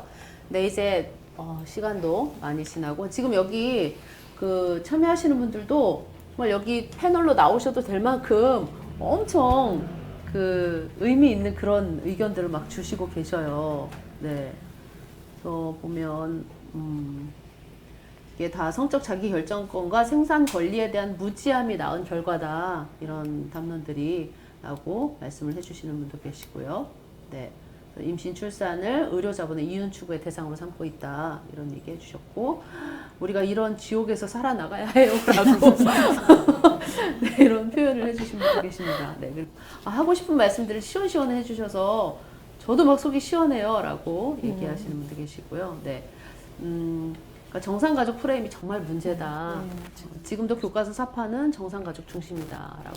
그러니까 이 결혼으로 이루어지는 정상가족의 얼마나 지금 사회적으로 많은 문제를 발생시키고 있는지 우리가 지금 알게 되는 그런 시간인 것 같습니다.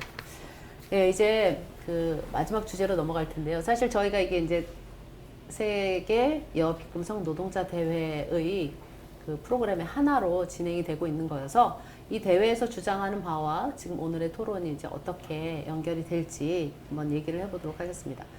사실 제3회 세계 여비금성 노동자 대회 제안서에 보면 임신 출산의 형태와 방식은 이성애적인 소위 정상가족 관계 이외에도 다양합니다. 비혼 여성, 한부모, 대리모, 트랜스젠더와 같은 노동자들이 있습니다. 그러나 사회는 임신 출산의 위계를 두고 낙인과 차별을 가합니다. 우리 대회는 임신 출산에 대한 인식의 변화를 추구합니다. 라는 문구가 있습니다. 네. 그래서 이제 이 대회가 지금 주장하는 것은 임신 출산을 인간 생산 노동으로 이제 우리가 인정을 하고 사회적으로 지금까지 가치화되지 않았던, 물론 가치화했죠. 그럼 모성이라는 이데올로기로 네, 가치화했죠. 그런 거 말고 정말 가치화를 이루게 된다면 어떤 변화가 예상이 될까를 이제 한번 얘기를 해보려고 합니다. 그래서 선생님들이 지금의 위치 또 연구해 오신 거, 활동해 오신 거를 봤을 때 임신 출산이라는 것 자체가 생산 노동으로 인정이 되고 거기에 사회적으로 어떤 가치가 부여된다면 어떻게 될까? 네, 그걸 한번 그게 상상이어도 좋고 이상이어도 좋고 네, 말씀을 해주시면 감사하겠습니다. 어려운 질문에 쉽게 대답을 하겠습니다. 네, 좋습니다. 네, 쉬운 대답. 일단 임신과 출산 물론 노동이고요. 이것도 가치화돼야 된다고 생각을 합니다. 근데 그 형태가 그러면은 임신한 사람 수당을 주냐? 그럴 수 있죠. 출산한 사람 수당 주냐? 그럴 수도 있죠. 이렇게 1대1로 대응하는 방식일 수도 있다고 생각을 하지만 저 개인적인 의견은 그러니까 어떤 형태의 임신이든 어떤 형태의 출산이든 간에 자기의 선택으로 인한 어떤 결과로 인해서 불이익이 당하지 않는 두터운 안정장치가 마련되는 것. 이것도 바로 가치화의 결과의 하나로 저는 해석하고 싶어요. 그래서 지금 우리가 정상가족에 굉장히 매달려 있고 그것을 아직도 지금 건강가족 기본법 개정에 대해서 이제 가족이 무너진다라고 정말 벌벌 떨고 계시는 분들이 계시는데 제가 좀 현실을 좀 보여드리고 싶어서 통계를 제가 어저께 진짜 한 땀 한 땀 정성껏 네, 준비하셨어요. 한 땀 한 땀. 준비해왔습니다. 왜 다 준비를 다 해오셨죠? 네. 첫 번째 통계를 좀 보여주시겠어요? 네, 제가 잘 안 보이기 때문에 저는 이걸로 볼게요. 저게 안 보이세요, 선생님? 네, 이렇게 해야 되는 불편함을 모르시죠? 네. 비혼 출산율의 변화를 제가 대표적으로 지금 미국, 영국, 프랑스, 독일, 한국 이렇게 갖고 왔는데요. 60년대부터 2018년도의 변화입니다. 그래서 OECD에서도 이걸 정리했는데, 그러니까 70년대 이전은 다 비혼 출산율이 10% 미만이었다. 그런데 90년대를 넘어서면서 25%로 증가했고 지금 거의 40%까지 증가를 해서요.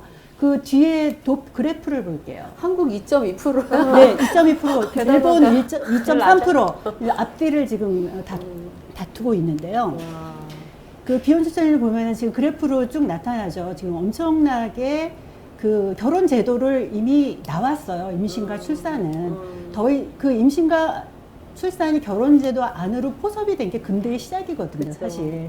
그래서 이제는 후기 근대로 가면서 그 결혼 제도를 벗어나서 임신과 출산이 일어나고 있고 저렇게 통계에 잡힌다라고 하는 거는 그만큼 그 사회가 비혼 임신과 출산을 수용한 사회로 변화해 간다라고 하는 지표를 보여주는 것 같아요. 그러니까 맨 밑에 이제 한국은 저기 머물러 있는데 아이 줄인 줄 알았네. 네, 저게 지금 억제가 되고 있는 거예요. 근데 진짜 저는 여기서 이걸 뭐 출산율을 높이자라는 말을 절대 하고 싶지는 않지만 사실 저 나라에서는 다 지금 기본 출산율이 1.6명인데요. 1.6명 다 이상인 국가들이에요. 이제 우리나라는 지금 이번에 0.8. 0.8명이죠. 0.8명이에요. 근데 뭐 그것과 관련해서 이제 비혼 임신 출산권에 저는 얘기하고 싶지 않지만 어쨌든 그 상관관계, 임신에 대한 포용성, 출산에 대한 포용성이 우리도 이제는 필요한 시대가 벌써 이미 늦었어요. 진작에 시작되어야 되지 않을까라는 얘기를 좀 말씀드리고 싶고요. 우리가 그렇게 목매달고 있는 그 핵가족에 대해서 한번 볼까요? 얼마나 지금 많은 사람들이 그런 형태로 살고 있는지 다음 통계로 넘어가겠습니다. 이게 가족 형태별 분포인데요. 1970년대부터 보면은 지금 그 55.5%가 부부 및 미혼 자녀로 구성된 가구로 살았어요. 그 다음에 제일 높았던 게 70년대네요. 예, 70년대, 80년대 되면서 오히려 더 이제 줄어들고 우리가 굉장히 거기에 막 병적으로 집착하는 그런 시대였지만 실질적으로 그런 형태로 살고 있는 가족은 50%가 겨우 넘었고 이제 2000년을 기점으로 해갖고 50% 이하로 떨어지고요. 떨어지네요. 지금 2019년 통계에 의하면 29.7%밖에 안 1인 됩니다. 가구 수가 더 많아지네요, 이때부터. 그 옆에 제가 1인 가구 수를 이제 했죠. 1인 가구 수가 지금 30%에 와. 접어들었죠. 그러니까 지금 이게 소수예요. 나머지 우리가 다수입니다. 소수가 지금 목소리를 키우고 있습니다. 그러니까 우리가 그렇게 정상이라고 생각하는 핵가족, 부부, 미혼 자녀는 그러니까 지금 비정상이죠. 예. 더 수가 줄어들고 이렇게 있다는 말하면 안 되겠지만 어쨌든 예, 굉장히 그렇게 많지 않습니다. 그런데 지금 명절 되면 뭐 되면 결혼하냐, 애 낳냐 저 3%를 향해서 사람들을 밀어넣고 있는 거예요. 그럼 우리 왜 저기 벌써 우리는 가능성이 높은 거에 투자를 하잖아요. 이 가능성이 굉장히 떨어지는 거에 사람들한테 투자를 하라는 거는 굉장히 효율성이 떨어진 삶을 살라는 거죠. 그래서 이 현실을 좀 보여주고 싶었는데 그 다음에 그림을 좀 볼까요? 그래서 어저께 이거 한 땀 한 땀 통계를 하다가 구글에 한번 행복한 가족 쳐볼까? 그리고 행복한 가족을 해서 이미지 검색을 했습니다. 그랬더니 이런 이미지가 나오더라고요. 여전히 네, 여전히 그 부모 둘에 밑에 아이 둘. 첫 번째 좌측 상단의 그림은 행복한 가족 만들기 연구소 3%를 향해서 지금 굉장히 노력을 하고 계시는 분이고요. 그 밑에는 이제 주일 설교, 그러니까 주말 설교 제목이 행복한 가족을 이루려면 하는 설교인데 그런가 보다. 그 이미지가 이제 그 정상 가족 이미지를 아니 근데 하고 그 있죠. 위에 사진은 어쩜 옷도 남자들은 하늘색 맞아요. 아니 너무 지우한 거 아니야? 네, 너무 안 하시네. 너무 노력 안 하시네요. 그 오른쪽에는 이게 어디죠? 무슨 한부모 지원센터인데 안에 이 그림도 안 보이는 거야. 하남시 건강가족 지원센터. 네, 하남시 건강가족 지원센터인데 여기는 적어도 이제 성차별적인 색깔은 쓰지는 않았네요, 그죠? 그러네요. 네. 이제 뭐 알기는 아는데 이것까지는 누가 모니터를 안 해줬나 봐요, 그죠? 예, 정상가족 3%가 채 안 되는 가족을 만드시겠다고 너무 노고가 많으실 것 같은데, 네, 어쨌든 지금은 현상이 이래. 그러니까 이러면은 사람들이 이게 그 이상과 현실이 괴리가 되면은 어떻게 되는 거죠? 예, 많은 그 병리적인 그런 그 징후군에 본인들이 힘들잖아요. 그래서 일단 가족의 현실을 알고 그럼 우리가 모든 임신과 출산이 차별받지 않고 두터워지는 것이 가치화라고 봤을 때 우리나라에 도입돼야 될 정책 또 없어져야 할 정책이 너무 많아서 제가 좀 정리를 해봤어요. 네. 지금 뭐 프랑스에 아까 얘기 나왔지만 팍스가 지금 시민 그 연대 계약이라고 해서 모든 그 세금 혜택, 주택 자금 지원 다 의료, 교육, 교육비 다 지원받고 있고 그 시빌 유니언이라는 거는 어디에서 실행되고 있는 건지 뭐 다 아시겠지만 영연방국가 특히 이제 뉴질랜드 같은 경우에 시빌 유니언은 3단계로 나눠지는데요. 그 그러니까 결혼한 부부 커플이 있고 그다음에 동거 커플이 있고 그냥 사귀는 커플이 있습니다. 3단계로 나누어 가지고 다 그 혜택을 결혼한 부부가 똑같은 혜택을 나눠주고 있습니다. 캐나다 같은 경우에 커먼 로 같은 것이 이제 작동을 하고 있고요. 우리나라에서도 이제 생활 동반자법이 지금 추진 중에 있는데 어쨌든 함께 사는 커플들의 어떤 그 복지 이런 것들을 고민하지 않고는 저렇게 제도 바깥으로 나오려고 지금 막 몸 용서좀 치는 그 임신과 출산들을 우리 사회가 수용하지 못할 거라고 생각을 합니다. 그다음에 지금도 아직도 뭐 서울시장 후보로 나오신 분들 아직도 구태의연한 그 공약들을 많이 구시대적인 공약들을 지금 내고 있는데요. 신혼부부 주택 특별 공급, 그 다음에 결혼을 조장하는 그 출산 장려금 제도 이런 것들 제가 어저께 잠깐 찾아봤더니 우리나라 공공 분양의 85%, 그 다음에 민간 분양의 평균 54%가 특별 공급으로 배정이 되고 있대요. 그런데 거기에 가장 큰 수혜를 입는 인구 집단은 30대 신혼 부부입니다. 40대도 신혼부부 있을 수 있죠. 제가 그렇죠. 저는 70대 신혼부부도 봤거든요. 제가 그 2000년대 우리 2000년대 한참 그 단체 활동할 때 정말 엄마 무릎에도 키가 안 된 조그만 꼬마 아장아장 걷던 아이를 얼마 전에 만났는데 지금 엄마보다 더 큰 아이가 됐어요. 근데 아직도 그 아기 초등학교 유치원 보내던 그 집에서 이사를 못 하고 있다 그러더라고요. 그래서 왜 좀 그 특별 공급도 많은데 이사를 좀 하지 그래. 그럼 선생님 저 뭐 미혼모 애기 낳지 말라면서요. 애기 또 낳아야 돼요. 그러니까 이 부양 가족이 많아야 돼요. 그 다음에 나이가 또 많아야 돼요. 그 우선 순위로 해야 되고 아니면은 신혼부부 위주로 하기 때문에 지금 우리 복지 사각지대에 있는 어머니들이 너무 많습니다. 예, 그 다음에 우리나라는 지금 뭐 결혼하면은 돈 주겠다라고 하는데 사실 이걸로는 나라의 복지가 결코 긍정적인 방향으로 나갈 수 없다라는 게 우리나라 그 공공가족급여라고 해가지고 이제 어떤 형태로든 아이를 낳아서 기르는 가족을 지원하는 그 가족 복지 비율이 OECD 아까 그 국가 37개국 중에서 32위래요. 그러니까는 이번에도 뭐 미혼모 한부모 두텁게 지원하겠습니다고 막 발표했잖아요. 근데 시설 지원에 굉장히 많은 예산이 가 있고, 한데 이건 정말 임신을 그냥 보통 일반 임신 출산으로 보고 거기에 대한 필요한 지원을 고민해야 되는 그 생각의 전환이 필요한 시점이라고 생각하고요. 그 다음에 가장 여기서 제가 강조하고 싶은 거는 우리나라 민법 제844조입니다. 이건 없애야 돼요. 뭔데요? 뭘까요? 이거는 남편의 친생자 추정이거든요. 그러니까는 여자가 결혼을 해서 임신을 하면은 이 아이는 이 남자의 아이다라고 정해버리는 거예요. 그렇기 때문에 얼마 전에 8살까지 아이가 그 출생신고 못하고 이름도 없이 그 가정폭력으로 죽은 아이가 있잖아요. 무명시라고 해서 이제 장례를 치렀다라고 하는데 바로 이 법입니다. 이 법 때문에 그 여성은 이혼할 수 없는 어떤 자기 그런 사정이 있었겠죠. 그런 사정에서 또 어떤 사정으로 이 사람을 만나서 아이를 낳았겠죠. 그러면 이 아이를 일단 보호를 해줘야 되는데 일단 이 아이는 이혼하지 않고 살고 있는 그 남자의 아이를 추정이 되는 거예요. 그렇기 때문에 이게 호적이 아니지 가족관계 등록부가 없는 상태에서 그 아이가 그렇게 이제 뭐 비극적인 이제 마지막 보냈는데 어쨌든 이 법이 1958년도에 만들어진 거예요.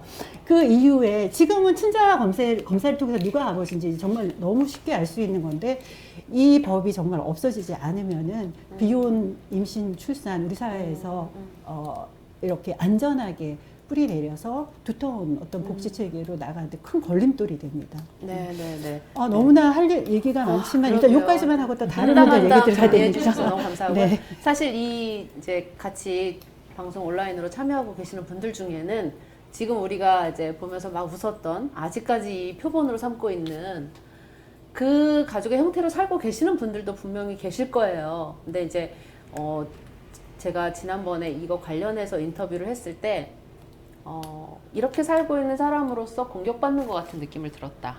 내가 잘못 살고 내 선택 잘못됐나? 이렇게 생각했다라는 느낌을 얘기해 주셨는데 이제 그런 오해가 없으셨으면 좋겠습니다. 그러니까 지금 결혼을 하시고 이런 형태로 살고 있는 것도 선택이고 근데 단지 무엇이 문제냐면 이것밖에 없다라고 하는 거.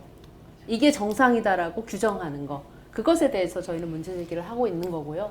지금 결혼해서 이 가족의 형태로 살고 계시는 분들도 충분히 그 선택을 지지받고 행복하실 권한이 있으십니다. 네, 그래서 오해가 없으셨으면 좋겠습니다.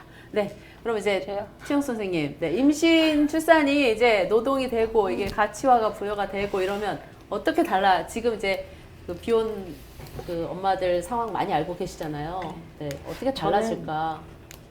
저는 후회가 많이 되는 게 다 준비해 오셔가지고 이럴 줄 선생님 자체가 준비 이럴 줄 알았으면 걸어 다니는 거 가서 이럴 줄 알았으면 미리 살아있는 알았으면 역사인데요. 우리 엄마들한테 영상으로라도 한번 멋들어지게 만들어봐 이렇게 니네 주장을 얘기해봐라고 했을 텐데 아니 그럼 우리 이거 편집해서 올릴 거니까 예? 그때 보내주세요. 우리 이거 편집해서 올릴 때. 저는 임신과 출산을 노동과 생산을 인정하고 이 말을 네. 예전 뭐 이렇게 들은 적은 있지만 오늘 이 얘기를 하는지를 여기여서 이거를 읽고 처음 알았거든요. 근데 그 권희정 선생님 말씀하신 거에 많이 공감 가면서도 저는 너무 이 비혼 임신 출산이 비혼 임신 출산이 아니더라도 그 여성들에게는 이 임신 출산이 굉장히 부당하고 폭력적인 거라는 생각이 많이 드는 게 너무 남성 위주잖아요. 예를 들면 아까 뭐 신생부 부존재, 친부 부존재 뭐 이런 걸 다 해야 돼요 미혼 엄마들은. 근데 그러니까 자기가 아이를 낳았으면 근데 예를 들면 제가 제 아이를 저는 이제 미혼모였잖아요. 그러니까 제 아이를 제가 결혼을 했어요. 그럼 제가 결혼한 남편의 가족관계 등록부에 올리려고 하면 제 아이 친부의 동의를 받아야 돼요. 그래서 저희 아이가 저한테 뭐라고 했냐면 막 사춘기 때 너무 힘들었는데 엄마는 좋겠다. 엄마는 어른이라서 미혼모 탈피했잖아. 왜 또 탈피란 말을 썼는지 모르겠네. 근데 나는 아직 현재 진행형이야. 왜냐면 이 아이는 아직도 미혼모의 자녀거든요. 그러니까 이게 굉장히 부당하잖아요. 그런데 또 제가 엄마들이 인지청구 하려면 DNA 검사하고 소송하고 뭐 지난한 과정을 거쳐야 되고 남자 찾는데도 힘든데 남자가 내 아이를 낳은 여성의 주민번호, 아이의 주민번호 알면 가면 해줘요 그냥. 아 남자는 그냥 해줘. 그냥 해줘요. 그냥. 그래서 왜 그렇게 해줬어요? 그러면 해주면 고맙게 생각해야죠 라고 얘기한다니까요. 너무 웃기잖아요. 남자들은 유전자 검사 안 해도 할 수 있어요 법적으로. 얼마 전에도 저희가 했는데 이게 너무 부당하잖아요. 아무튼 이건 진짜 바뀌어야 된다고 생각하고 그래서 저희 사무실에 선생님 한 분이 그 사실에 서울대 그 법률 공익인권센터랑 하다가 그 얘기를 듣고 아씨 진짜 빡치는데? 이렇게 얘기를 하더라고요. 그러면 나는 하려면 1년 2년 걸려야 되고 걔가 하려면 하루 만에 된단 말이야? 이게 막 화가 나가지고 난 절대로 얼굴 안 내보낼래. 그런 얘기를 하셨거든요. 근데 저는 그게 되게 부당하다고 생각하고 출산을 노동과 생산을 인정하고 근데 여기에 이제 예시를 주신 게 뭐뭐는 있고 뭐뭐는 없는 이라고 제가 이제 아까 계속 얘기하실 때 생각했어요. 말은 해야 되겠으니까. 근데 제가 임신과 출산은 노동과 생산을 인정을 하는 사회가 된다라고 생각하면 우리나라는 아까 그 복지 지원 제도가 아동에 포커스가 맞춰져 있거든요. 그쵸. 아동 양육수당, 아동수당 이런 게 다 되어 있어요. 아이들. 근데 이제 프랑스 같은 경우에는 뭐 주거수당, 가족수당 이런 식으로 나오거든요. 그래서 저는 그렇게 되면 이 사회적 가치가 실현이 된다면이라고 생각하면 저는 삶의 여유는 있고 차별이 없는 세상일 것 같아요. 삶의 여유가 생길 거 아니에요. 어찌됐든 간에 저희가 예전에 어떤 엄마가 프랑스에서 한국 여성이 프랑스에서 아이를 혼자 낳아서 그때 막 신문에 나왔어요. 그래서 프랑스에서 나는 아이를 혼자 낳아서 이렇게 살고 있어요. 그랬더니 그 친구가 동덕여대 국문과 나와서 이제 아기를 낳는 엄마인데 입양 보냈다 다시 데려왔었거든요. 근데 그 친구가 불문과였잖아요. 프랑스래. 그래서 언니 우리 프랑스 가서 살자 이러는 거예요. 그래서 그러게 프랑스가 이성적인데 프랑스 남자 어디서 만나? 그랬더니 그냥 파리 바게트 앞에서 봉주르 하고 있으면 만나지 않을까 그런 우스갯소리도 했어요. 그런 얘기도 했었거든요. 근데 어쨌든 그렇게 이런 지원 제도들이 많아지고 이 여성이 아이를 낳아서 사실은 애를 낳아야 돼요. 왜냐면 이 아이들이 태어난 아이들이 노동력으로 우리 지금 우리 나이 많은 이 늙은 것까지는 아니지만 우리들을 먹여 살릴 거거든요. 애들이 노후를 책임질 거니까. 그래서 애를 낳은 사람 노후를 책임질 아이를 낳은 여성들한테 삶의 여유를 줘야죠. 삶의 여유를 생길 것 같고 그리고 이렇게 되면 그냥 모르겠어요. 얼마나 많은 지원이 되는지 몰라도 아이를 낳겠다는 여성도 있잖아요. 지금도 혼자. 그러면 더 많은 여성이 아이를 낳지 않을까. 내 삶도 보자. 나의 돌봄도 해결이 되고 경제적으로도 해결이 되면 그러면 누가 잘 살고 못 살고가 크게 중요하지 않을 것 같아요. 삶의 질은 누구나 다 다르잖아요. 100만 원 있어도 행복하고 10만 원 있어도 행복하고. 그래서 저는 그냥 삶의 여유는 있고 차이나 차별이 없을 것 같은 그런 사회가 되지 않을까. 그런 사회를 기대하시는. 네네네. 그럴 것 같아요. 제가 되게 개인적으로 궁금했던 건데 여자들은 왜 이러는데 왜 애를 낳으려고 할까? 도대체 애 왜 낳을까 이랬는데 최원 선생님 우리의 노후를 위해서 아이를 낳아야 돼요. 아닐까요? 맞아요. 그 언제 한 20년 후에 아이 한 명이 8명의 노인을 책임을 책임져야 져야 된다잖아요. 된다고. 우리 애들 너무 안 됐어요. 맞아요. 태어나기 싫어 이러면 어떡하지? 뱃속으로 들어갈래? 네, 알겠습니다. 그러면 오경무 선생님은 음. 또 이 대회 조직위원으로 활동하고 계시기도 네. 하고, 네, 이렇게 임신 출산에 이런 가치화가 부여가 된다면 그럼 미래에 지금 이제 오경무 선생님처럼 이런 걸 꿈꾸는 사람들에게는 어떤 변화가 생길까요? 저한테 그렇게 정색하면서 그것이 알고 싶다는 톤으로 물어봐요. 네, 궁금합니다. 네, 저는 사실은 낙인이 사라지지 않을까? 그 생각을 가장 많이 해요. 사실 사유리니까 가능했던 거거든요. 맞아요. 왜냐하면 돈 있고, 네, 그리고 나는 예, 경제력 있고 여유 있고 그러니까 가능했거든요. 근데 많은 여성분들이 저도 지금에서야 이런 꿈을 꿀 수 있는 게 아까도 말씀드렸던 것처럼 어느 정도 이제 경제적으로 자립을 하기 시작했으니까 가능한 거거든요. 근데 아무리 아이를 좋아하고 내가 엄마가 되고 싶어도 이런 경제력이 없으면 사실 그 정상가족 테두리에 여자들이 의존할 수밖에 없거든요.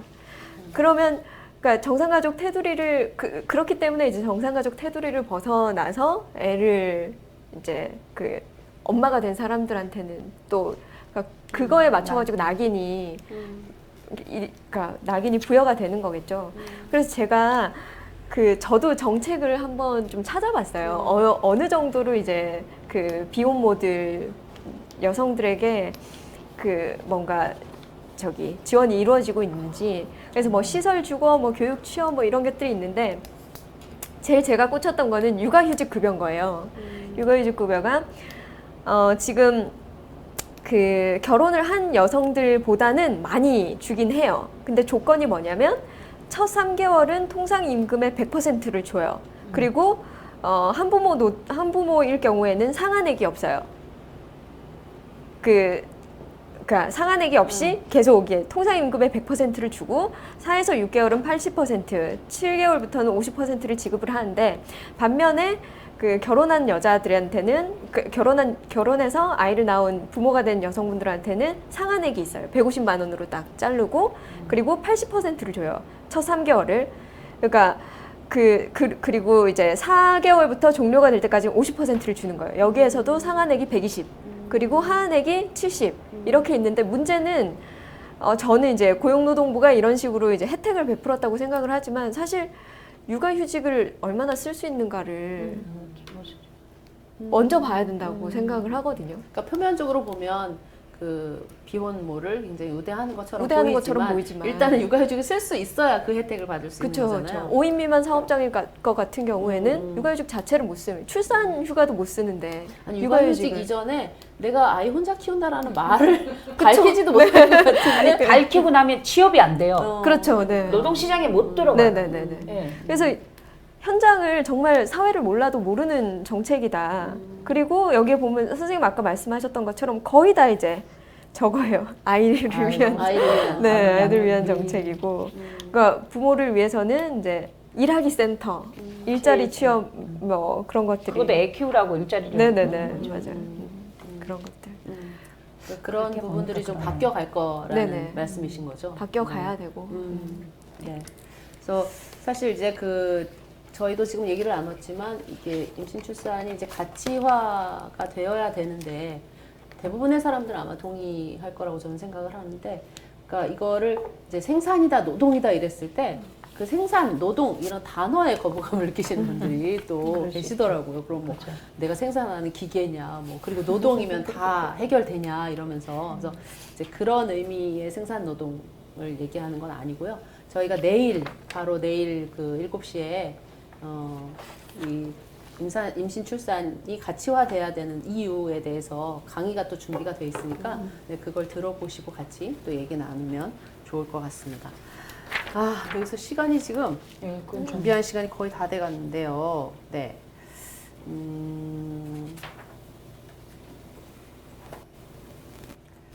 지금 그 비혼 임신 출산이 이 사회적 가치화로 인해서 어떻게 변해갈지를 이제 세 분이 말씀을 해주셨고요. 지금 저희가 나누어야 될 이야기는 다 나누었거든요. 그러면 지금 온라인으로 참여하시는 분들께서 주신 그 질문을 한번 보도록 하겠습니다. 네. 프랑스나 독일 같은 경우에는 결혼 없는 임신과 출산을 인정하는 사회 분위기가 만들어졌다고 들었어요. 그 과정에서의 여성들의 투쟁이 있었을 듯한데 혹시 이에 대한 사례가 있을까요? 혹시 대답해 주실 수 있는 분 계실까요? 여성들이 어떻게 투쟁을 해서 과연 이런 것들을 이루어냈을까? 네. 저는 투쟁은 모르겠고 그냥 저의 개인적인 생각은 출산율이 정말 바닥이니까 프랑스에서 네. 바닥이라서. 바닥이라서 출산율을 높이기 위해서 국가의 제도나 지원이나 정책이 그렇게 바뀐 걸로 알고 있어요. 그래서 왜 여자들이 아이를 낳지 않나를 속속들이 들여다보고 그래서 거기에 맞게 그러니까 이걸 된 거죠. 출산을 노동과 생산으로 인정한 그쵸 거죠. 맞아요. 네. 그래서 출산율이 그걸 인정함으로써부터 출산율이 올랐어요. 그래서 지금 저만큼 올라간 거예요. 그러니까 어찌 보면 뭐 그 국가의 지원이나 정책적인 부분이 있었는데 그 전에 제가 생각할 때는 그 출산율이 낮아진 게 일종의 출산 파업이다. 그게 투쟁이 아닌가. 우리가 출산 파업을 해냈고 그러면 이제 한국도 좀 더 낮아지면 왜 안 바뀌는 거죠? 0.5 정도로 더 떨어지면 더 해야 되나? 바닥이 최악인데 지금. 더 해야 되나? 네. 최악이더라고. 근데 아까도 지적하셨지만 그 정치하는 사람들이 아무리 현실이 이렇게 바뀌어도 그 사람들에게는 결혼, 정상가정만 박혀 있기 때문에 이게 그러니까 어느 한 분야만 사회가 성숙한다고 해도 안 바뀌는 것 같아요. 맞아요. 그러니까 전체적으로 이게 사회가 성숙해지면서 이제 바뀌어가는 게 아닌가. 그러니까 이런 생각이 왜냐하면 듭니다. 그렇게 하면 자기들의 그 정책 시스템을 다 바꿔야 되거든요. 일이 너무 많은 거예요. 그쵸. 그리고 그 사람들 머리로는 그걸 못 따라가기도 하고 이게 정상가족 프레임을 딱 만들어 놓고 사람들을 거기에 딱 박으면 다 그냥 쉬운 거예요. 모든 게. 아무것도 바뀔 필요 없고 지금 정책, 지원 정책도 바뀔 필요 없고 이 시스템으로 그냥 갈 수가 있는 거예요. 근데 만약에 가족의 형태가 바뀐다 그러면 지원 정책까지 싹 바뀌어야 되는 거예요. 그러면 할 일이 너무 많아지는 거예요. 그러니까 자기들 머릿속에 그 지도가 없는 거예요. 그러니까 엄두도 안 나고 그러니까 계속 그냥 너네 결혼해.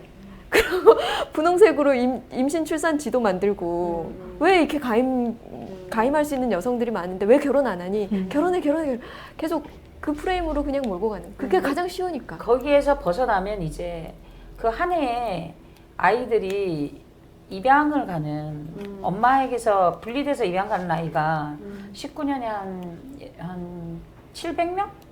700명 그 정도 됐었거든요. 근데 그렇게 아이를 낳아라고 하면서 그런 생각을 갖고 있기 때문에 결혼하지 않고 아이를 낳은 여성들에게는 또 못 키워라고 해서 그쵸. 380몇 명이 해외 입양을 갔거든요. 19년도에. 그게 100% 미혼모의 자녀예요. 전 너무 놀랐어요. 거의 뭐 90몇 프로, 80몇 프로까지 떨어진 적이 있는데 2019년에 100%였고요. 그리고 그 국내 입양으로 가는 그 300몇 명 아이들도 거의 대부분 그럴 거라고 생각하거든요. 그러니까 왜 그러냐는 거죠. 왜 결혼하지 않고 아이를 낳은 여성들의 아이가 100%가 해외로 가냐는 거죠. 이거는 그러니까 말씀하신 것처럼 결혼해서 애 낳아야 돼. 어린데 뭘 애를 낳아. 그건 잘못된 거야. 이런 거죠. 그런 생각이 바뀌어야 돼요. 확실하게.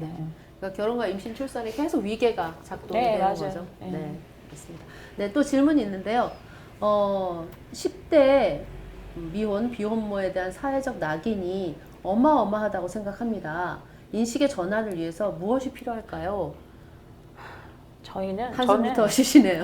그냥 그 뭐 이 아까 말씀하신 것처럼 뭐 이게 사회 저기 뭐 임신과 출산에 대한 그녀들의 삶의 질을 높여주는 그런 지원 제도 다 필요하고 그건 그냥 기본인 거죠. 우리가 밥 먹고 숨 쉬듯이 말한 것처럼 아이 하나가 8명을 책임져야 되는 세상이 오는 거잖아요. 그리고 그녀들의 돌봄 이건 필수 그냥 베이스에 가야 되고 나이 많은 엄마들도 물론 마찬가지지만 근데 가장 필요한 건 우리 사회에서 따뜻한 무관심이라고 생각해요. 따뜻한 무관심. 아니 영원이다. 내가 애기를 10대에 낳든 20대에 낳든 30대에 낳든 상관없어. 근데 왜 이렇게 보지 않고 그래 너 20대에 애를 낳구나 하는 그 관심이 없으면 느껴지는 그 그냥 그게 따뜻한 무관심이 가장 필요하다고 생각하거든요. 저도 이런 단어를 생각해 본 적이 없는데 그 젊은 여자 대학생이 저한테 그런 얘기를 하더라고요. 여기에 필요한 건 이런 것 같다라고 해서 정말 우리 사회가 그리고 10대도 아이를 낳을 수 있죠. 왜 못 낳아요? 옛날에는 다 낳았잖아요. 그죠 선생님? 맞아요. 나 그렇게 옛날 사람 아니야. 아니 선생님이 옛날부터 이렇게 연구를 하셨으니까 연구자시니까 학자시니까 그리고 옛날에 아니면 저기는 안 보인다 그러고 그러시니까. 아니야 학자시니까요 진짜로 저보다는 더 많이 옛날을 저는 지금 사실 엄마들하고 부딪혀 살고 이 엄마들 어떻게 점프업 할 수 있게 이런 거 부딪혀 사는 현실에 치여 있는 사람이 선생님은 공부도 많이 하시고 아니야, 조사를 나 하시고 농담으로 했는데 또 다투게 나가요. 또. 네. 아. 아니 10대 애기 낳으면 안 돼요? 얼마나 이쁘게 잘 키우는데요. 이뻐 미칠 정도로 예뻐요 아이들이. 저는 그렇거든요. 근데 제가 50이 넘었는데 전 아이를 낳고 싶었어요. 계속 낳고 싶었는데 사람들이 자꾸 물어봐요. 왜 애를 안 낳냐고 결혼했는데. 아니 결혼하면 애를 낳아야 돼요. 결혼해도 애를 안 낳아도 되잖아요. 물론 저는 재생산이 안 되는 나이가 되어서 못 낳는 거지만 어쨌든 그냥 이제 네 아이 내 아이는 없는 것 같고요. 우리 아이라고 생각하고 사회가 그렇게 바뀌었으면 좋겠어요. 그리고 이 아이들도 굉장히 이쁘고 그 아이가 어떻게 클지 아무도 모르는 거거든요. 네. 그 아이가 삼이수 선생님을 책임질 수도 있는 거잖아요. 그 애들한테 너무 책임지라고 나는 하지. 내가 책임질래. 알지? 어쨌든 우리도 우리 사회가 유지가 되려면 아이들은 있어야 되니까 그 아이를 낳는 여성들은 여성들에게 대가를 치러줘야 되고 구성원으로서 대가를 그거죠. 당연히 해줘야 그 되고 제가 선생님 말씀 듣다 보니까 우리가 아까 따뜻한 무관심이라고 얘기하셨는데 우리가 갖고 있는 기준이라는 것에서 벗어나는 것에 대해서 얼마나 심하게 그런 차가운 관심을 갖고 있는가. 그러니까 우리가 너무 패턴하게 경로가 돼 있잖아요. 대학 가고 졸업하면 취업하고 연애하고 결혼하고 애 낳고. 그러니까 그 루틴에서 벗어나면 다 이상한 사람이. 그게 너무 재밌는 게 70년대 그 가정교과서에 이제 성교육 부분이 실렸거든요. 그게 정상적인 라이프 생애 주기로 가르쳐 교육이 돼요. 그래서 여기서 이제 약혼, 뭐 연애, 그러니까 졸업, 연애, 약혼, 결혼, 출산 이게 맞아, 정상적인 맞아요, 생애 약혼 주기다. 됐었어요. 생애 주기. 여기서 벗어나는 거는 비정상적이고 옳지 못하다고 애들이 교육을 그쵸, 받았어요. 예, 교육을 받았어요. 약혼 시기에 있었어. 그러니까 말로는 다양성 인정하자 하지만 안 맞아요. 되고 있는 안 되고 지금 그 다양한 가족을 포용하는 정책을 두터운 정책을 펴겠다라고 얘기를 했지만 그 두터운 정책을 펴겠다는 시선 자체가 비정상적인 시선으로 그들을 바라보니까 정말 그들을 포용하는 그 광범위하게 포용하는 정책이 안 나오고 있는 것 같아요. 그리고 인식 전환을 위해서 아까 이제 우리가 어떻게 해야 될까요라는 굉장히 광범위한 질문을 해주셨는데 저는 가장 중요한 게 우리 최영숙 대표도 옆에 있지만 우리 사회가 지금 이만큼 변한 거는 당사자들의 목소리가 그만큼 나왔기 맞아요. 때문이거든요. 네. 그래서 뭐 오프라 윈프리도 뭐 유명한 연설을 많이 했지만 그 분이 강조하는 것도 우리들의 그 진실된 이야기가 세상을 바꾸는 가장 강력한 도구이고 그 도구는 맞아요. 우리가 모두 갖고 있다라는 그 좀 연설을 좀 감명 깊게 들었었는데 정말 이야기를 해야 돼요. 그래서 지금도 나오지 못하고 숨어 있거나 이제 어떤 그 그늘진 곳에서 계신 분들은 적극적으로 자기를 드러내서 그 존재를 드러내는 게 가장 필요한 것 같아요. 네네, 맞습니다. 네. 아, 좋은 말씀 감사하고요. 네. 생각이 너무 낡으신 분들이 물러나셔야 이런. 저 너무 동의하고, 그러려면 이 정치인이 비혼 가정에서 나와야 돼. 그래야 이게 바뀌지. 맞아요. 그런 물에서 계속 나오면 계속 그런 네, 분위기가 나올 겁니다. 네, 알겠습니다. 아, 그리고 이걸로 토크 프로그램을 만들려고 하시네요. 네, 두터운 지원 부탁드립니다. 네, 그리고 지금 그 헌법 막 찾아보시고 헌법 民법 844조를 누군가 찾아서 쫙 여기 올려주셨어요. 네. 아이만 낳으면 이렇게 천대를 하고 하대를 하는데 왜 국가를 위해서 낳아야 합니까? 개인의 권리가 되어야 합니다. 라고 말씀해 주신 분들도 계시고요. 네, 프랑스 거를 봐야겠다. 이렇게 말씀해 주신 분 계십니다. 네, 긴 시간 저희가 이렇게 이야기를 나눠봤습니다. 혹시 여기 현장에 이제 스태프분들 계시고 이렇게 도와주시는 분들이 계시는데요. 현장에서 질문이 있으신가요? 이게 이제 라이브라는 걸 우리가 보여드리려고. 재밌었어요. 네. 네. 영상으로 꼭 올려주세요. 네, 감사합니다. 네. 지금 너무 반응이 좋아서 혹시나 이 채널을 구독하려고 하시는 분들이 계실 것 같아서 잠시 안내 말씀을 드리겠는데, 이 채널은 세연호 채널이 아닙니다. 왜냐하면 그 세연호 유튜브 채널이 한 번도 스트리밍을 한 적이 없어서 24시간을 기다려야 이게 할 수 있다고 이제 그렇게 떠가지고 저희 영상 감독님께서 개인 채널로 이걸 지금 방송을 하고 계시어요. 그래서 영상 감독님이 궁금하신 분은 굳이 궁금하시면 이 채널을 구독하시고요. 네, 지금 그 채팅창에 저희 세연호 그 계정을 아마 올려주실 거예요. 그래서 세연호가 궁금하신 분들은 세연호 계정에 들어오셔서 구독, 좋아요 눌러주시면 감사하겠습니다.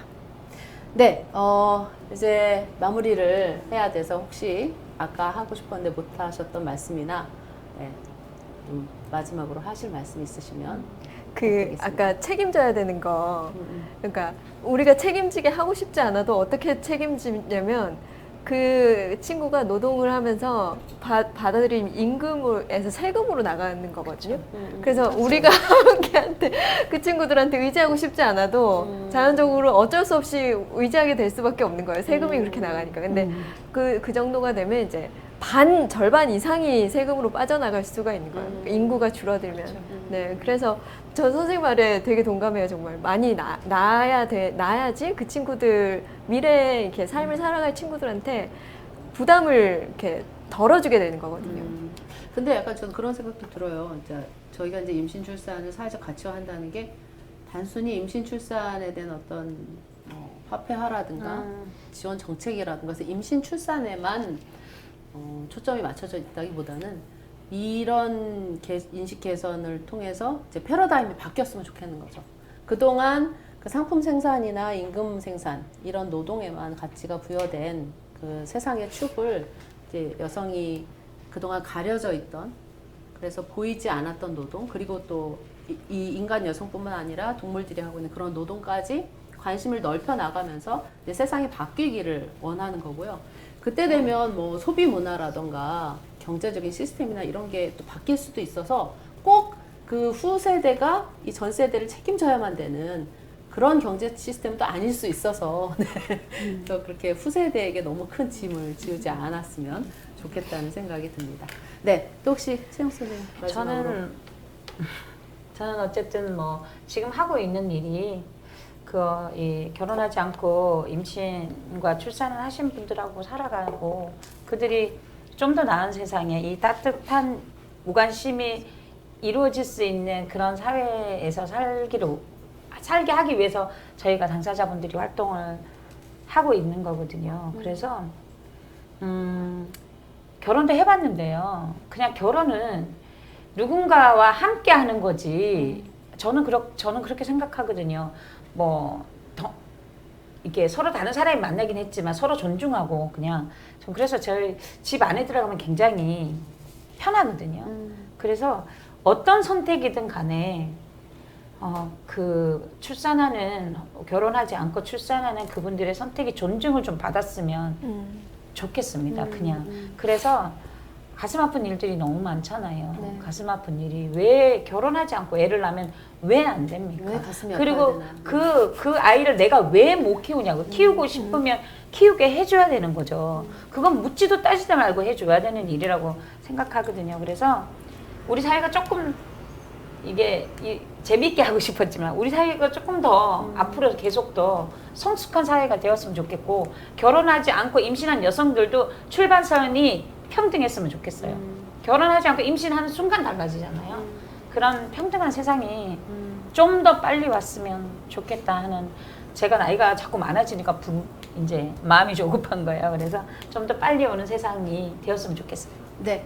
한 10초 드릴 테니까 인트리 어디에 가면 인트리 활동 볼 수 있고 이런지 홍보를 좀. 네. 저희 유튜브에 인트리 치면 그 인트리 하면 가구 이런 거 많이 나오는데요. 인트리 그냥 치면은 나옵니다. 그냥 그 이쁜 화면에 여성들이, 젊은 여성들이 많은 걸 꾹 누르시면 인트리 그게 나와 인트리 있고요. 화면이구나. 네. 그리고 네이버나 저희 홈페이지 다 있거든요. 그럼 무조건 다 인트리만 치면 카페든 홈페이지든 그냥 한글로 인트리 치면 나옵니다. 네네네. 권지현 선생님 아까 책 홍보하는 시간을 드렸으니까 네. 그거 빼고 지금 네, 계속 마지막 저는 말씀. 아까 그 질문에 대해서 명쾌한 대답을 못 드린 게 좀 계속 마음에 걸리는데, 어떤 프랑스, 질문? 독일에서 이런 찾아보셨구나. 찾아보진 않았어요. 찾아보진 않았는데 이걸 찾아서 정리를 해서 대답을 드려야 되겠지만, 일단 떠오르는 거는 70년대 그래서 여성 인권 운동이 굉장히 서구에서 제2의 페미니즘이라 그래가지고 이렇고, 그 어떤 일환으로 여성의 어떤 그 모성권, 양육권 이런 것들이 이제 확보되면서 그 서구의 베이비 스쿱도 끝나는 시점에 변화가 일어나거든요. 그리고 실질적으로 그때 미혼모 지원 네트워크 일할 때 그 고문 그 직에 있었던 그 미국의 엘렌 퍼널이라고 있었어요. 그 분이 저한테 80년대 그 사회복지사로 일을 했었거든요. 저한테 그 들려준 이야기가 80년대 자기 인턴으로 미혼모 시설에 갔었다. 그때는 그 미혼모 시설이 굉장히 높은 벽에 그 둘러싸여져 있었고 편지가 오면은 다 검열이 됐대요. 그리고 그 여성들은 출산과 동시에 아이들을 입양을 보내고 나왔어야 됐대요. 근데 이제 대학을 졸업하고 정식으로 그 똑같은 시설에 취직해서 갔는데 그때 담이 다 없어지고 정원으로 만들어지고 그 시설이 센터로 바뀌었대요. 그만큼 이제 그 지역사회를 에서 이제 기르는 엄마들을 지원하는 정책으로 획기적으로 바뀐 거죠. 그렇기 때문에 그 어떤 70년대의 여성 인권 운동, 그 다음에 그 80년대 왜 그런 변화가 또 하나의 그 영향을 끼친 요소가 뭐였냐면은 UN 아동 권리 협약이 이때 이제 만들어지면서 제 1순위가 아이들은 친가족에서 자라야 된다. 두 번째, 아이들은 자기가 태어난 국가에서 자라야 된다. 세 번째, 이 모든 것이 불가능할 때 입양을 보낼 수 있다라는 걸로 이게 완전히 뒤바뀝니다. 옛날에는 아이들은 해외 입양을 통해서 그 잘 사는 그 복지가 이제 보장된 더 좋은 곳에서 환경으로 간다. 가서 네. 아이들을 자라게 하는 것이 아동의 인권으로 인식되던 시대였어요. 그 시대가 80년을 계기로 완전히 뒤바뀝니다. 그래서 아이들은 신생 부모와 자라는 그러한 어떤 여성 인권 운동과 아동 그 복지에 대한 그 인식 변화, 이런 것들이 어떤 서구 사회에 다양한 임신과 출산을 포용하는 사회로의 전환을 이끌었던 힘들이었던 것 같고요. 하지만 여기는 더 많은 공부가 필요하고 대답하기에는 이제 부족하지만 이렇게 좀 해드리고요. 네. 그다음 두 번째, 우리가 자꾸만 이제 미래 세대에 우리가 이제 무슨 이제 의존하게 된다라고 하고 이제 그 출산 문제, 그러니까 인구 정책 문제를 우리가 생물학적인 출산으로만 자꾸 연결해서 얘기를 하는데, 저는 그러지 않았으면 좋겠어요. 지금 수많은 그 출산율을 유지하고 있는 국가가 그 이민 정책도 굉장히 개방적이고 난민 정책도 굉장히 개방적이고 자국의 국민들을 다양한 국가의 그 인종과 어떤 국적의 사람들로 포용하는 정책을 펼치고 있어요. 그러니까 우리도 언제까지 이렇게 맞습니다. 해야 됩니까? 더 말을 안 해도. 그리고 사실 그 67년도 얼마 전에 이제 그 털없는 원숭이라고 하는 그 책을 쓰신 그 분이 67년도에 그 책을 냈는데 얼마 전에 50주년 기념으로 이제 우리나라 왜 왔던가 해가 무슨 좌담을 했던가 했는데 자기가 그 책을 쓸 때 전 세계 인구가 30억이었대요. 그런데 지금 인구가 80억이래요. 그러니까 지금 50년 동안 50억이 는 거예요. 10년에 10억. 이게 통장 잔고라면 좋겠지만 이게 정말 지구의 어떤 정말 심각한 위기예요, 지금. 맞아요. 그렇기 때문에 우리 계속 애기 나라라는 우리 자국의 어떤 그 혈통으로만 이거를 해결할 생각에서 좀 벗어나야 된다고 저는 생각을 합니다. 지구를 위해서. 네네. 제가 이 대회를 이제 홍보를 너무 많이 하는데 그러네요. 네, 어떤 선생님께서 뭐 미국에 어디 가면 이렇게 누가 세웠는지 모르는 커다란 탑이 있는데 거기에 인구를 5억으로 유지하라. 딱 이런. 맞아. 기억나. 근데 여러 개 어떤 계명 같은 게 있는데 첫 번째가 인구를 5억으로 유지하라. 이래야 되는데 뭘 아직도 임신 출산에 대해서 얘기를 하고 있어. 이러면서 말씀을 하시더라고요. 네. 권지영 선생님 정말 네. 이렇게 준비 안 된 어떤 질문에 대해서 또 이렇게 준비된 답을 또 네, 해주셔가지고 그래서 마지막으로 감사합니다. 뭐, 네. 뭐 국가 경제 발전도 중요하지만 개인이 행복하지 않은 삶이 삶인 채 국가가 발전을 한다면은 그것이 정말 선진국인지 우리 한번 다시 생각을 해봤으면 좋겠어요. 네, 맞습니다. 저희가 이런 대회를 열고 이렇게 많은 분들을 설득하고 싶은 부분도 아마 이런 부분이지 않나 생각이 들고요. 진짜 뭐 이거 라이브 방송인지도 모르고 왔다고 막 처음 시작할 때 찡얼찡얼 되셨는데 너무 그에 어울리지 않게 너무나 이렇게 재밌게 살아있는 말씀들을 해주셔가지고 정말 감사를 드립니다. 지금 같이 하셨던 분들도 너무 재밌었다고 감사하다고 네 많은 의견들을 남겨주셨습니다. 수고 많으셨습니다. 감사합니다. 인트리 막 이렇게 올려주시고 네 오늘 함께 해주신 분들도 정말 감사드리고요. 지금 오늘 프로그램에 참여하신 그 소감이나 후기를 패들릿에 올려주시면 지금 패들릿을 처음 들으시는 분들도 계실 텐데 지금 저희 그 채팅창에 링크를 올려드릴 거거든요. 그거 한번 들어가 보시면 참 재밌습니다. 네, 거기에 익명으로 자기 의견을 남겨주실 수가 있어요. 그래서 오늘 들으신 소감 남겨주시면 감사하겠습니다. 내일 3월 5일 7시에는 임신 출산 노동의 가치화가 필요한 이유라는 제목으로 온라인 강의가 줌으로 열립니다. 네, 그것도 저기 신청 폼을 한번 올려주시면 네, 여기 계신 분들도 이제 한번 참여를 해주시면 정말 감사하겠습니다. 네, 지금까지 함께 해주신 세 분 정말 감사드리고요. 네, 이 영상이 잘 방송되도록 애써주신 우리 감독님들 그리고 옆에서 도와주신 조직위원분들 정말 감사드립니다. 그럼 같이 인사드리고 네, 마무리하겠습니다. 감사합니다. 감사합니다.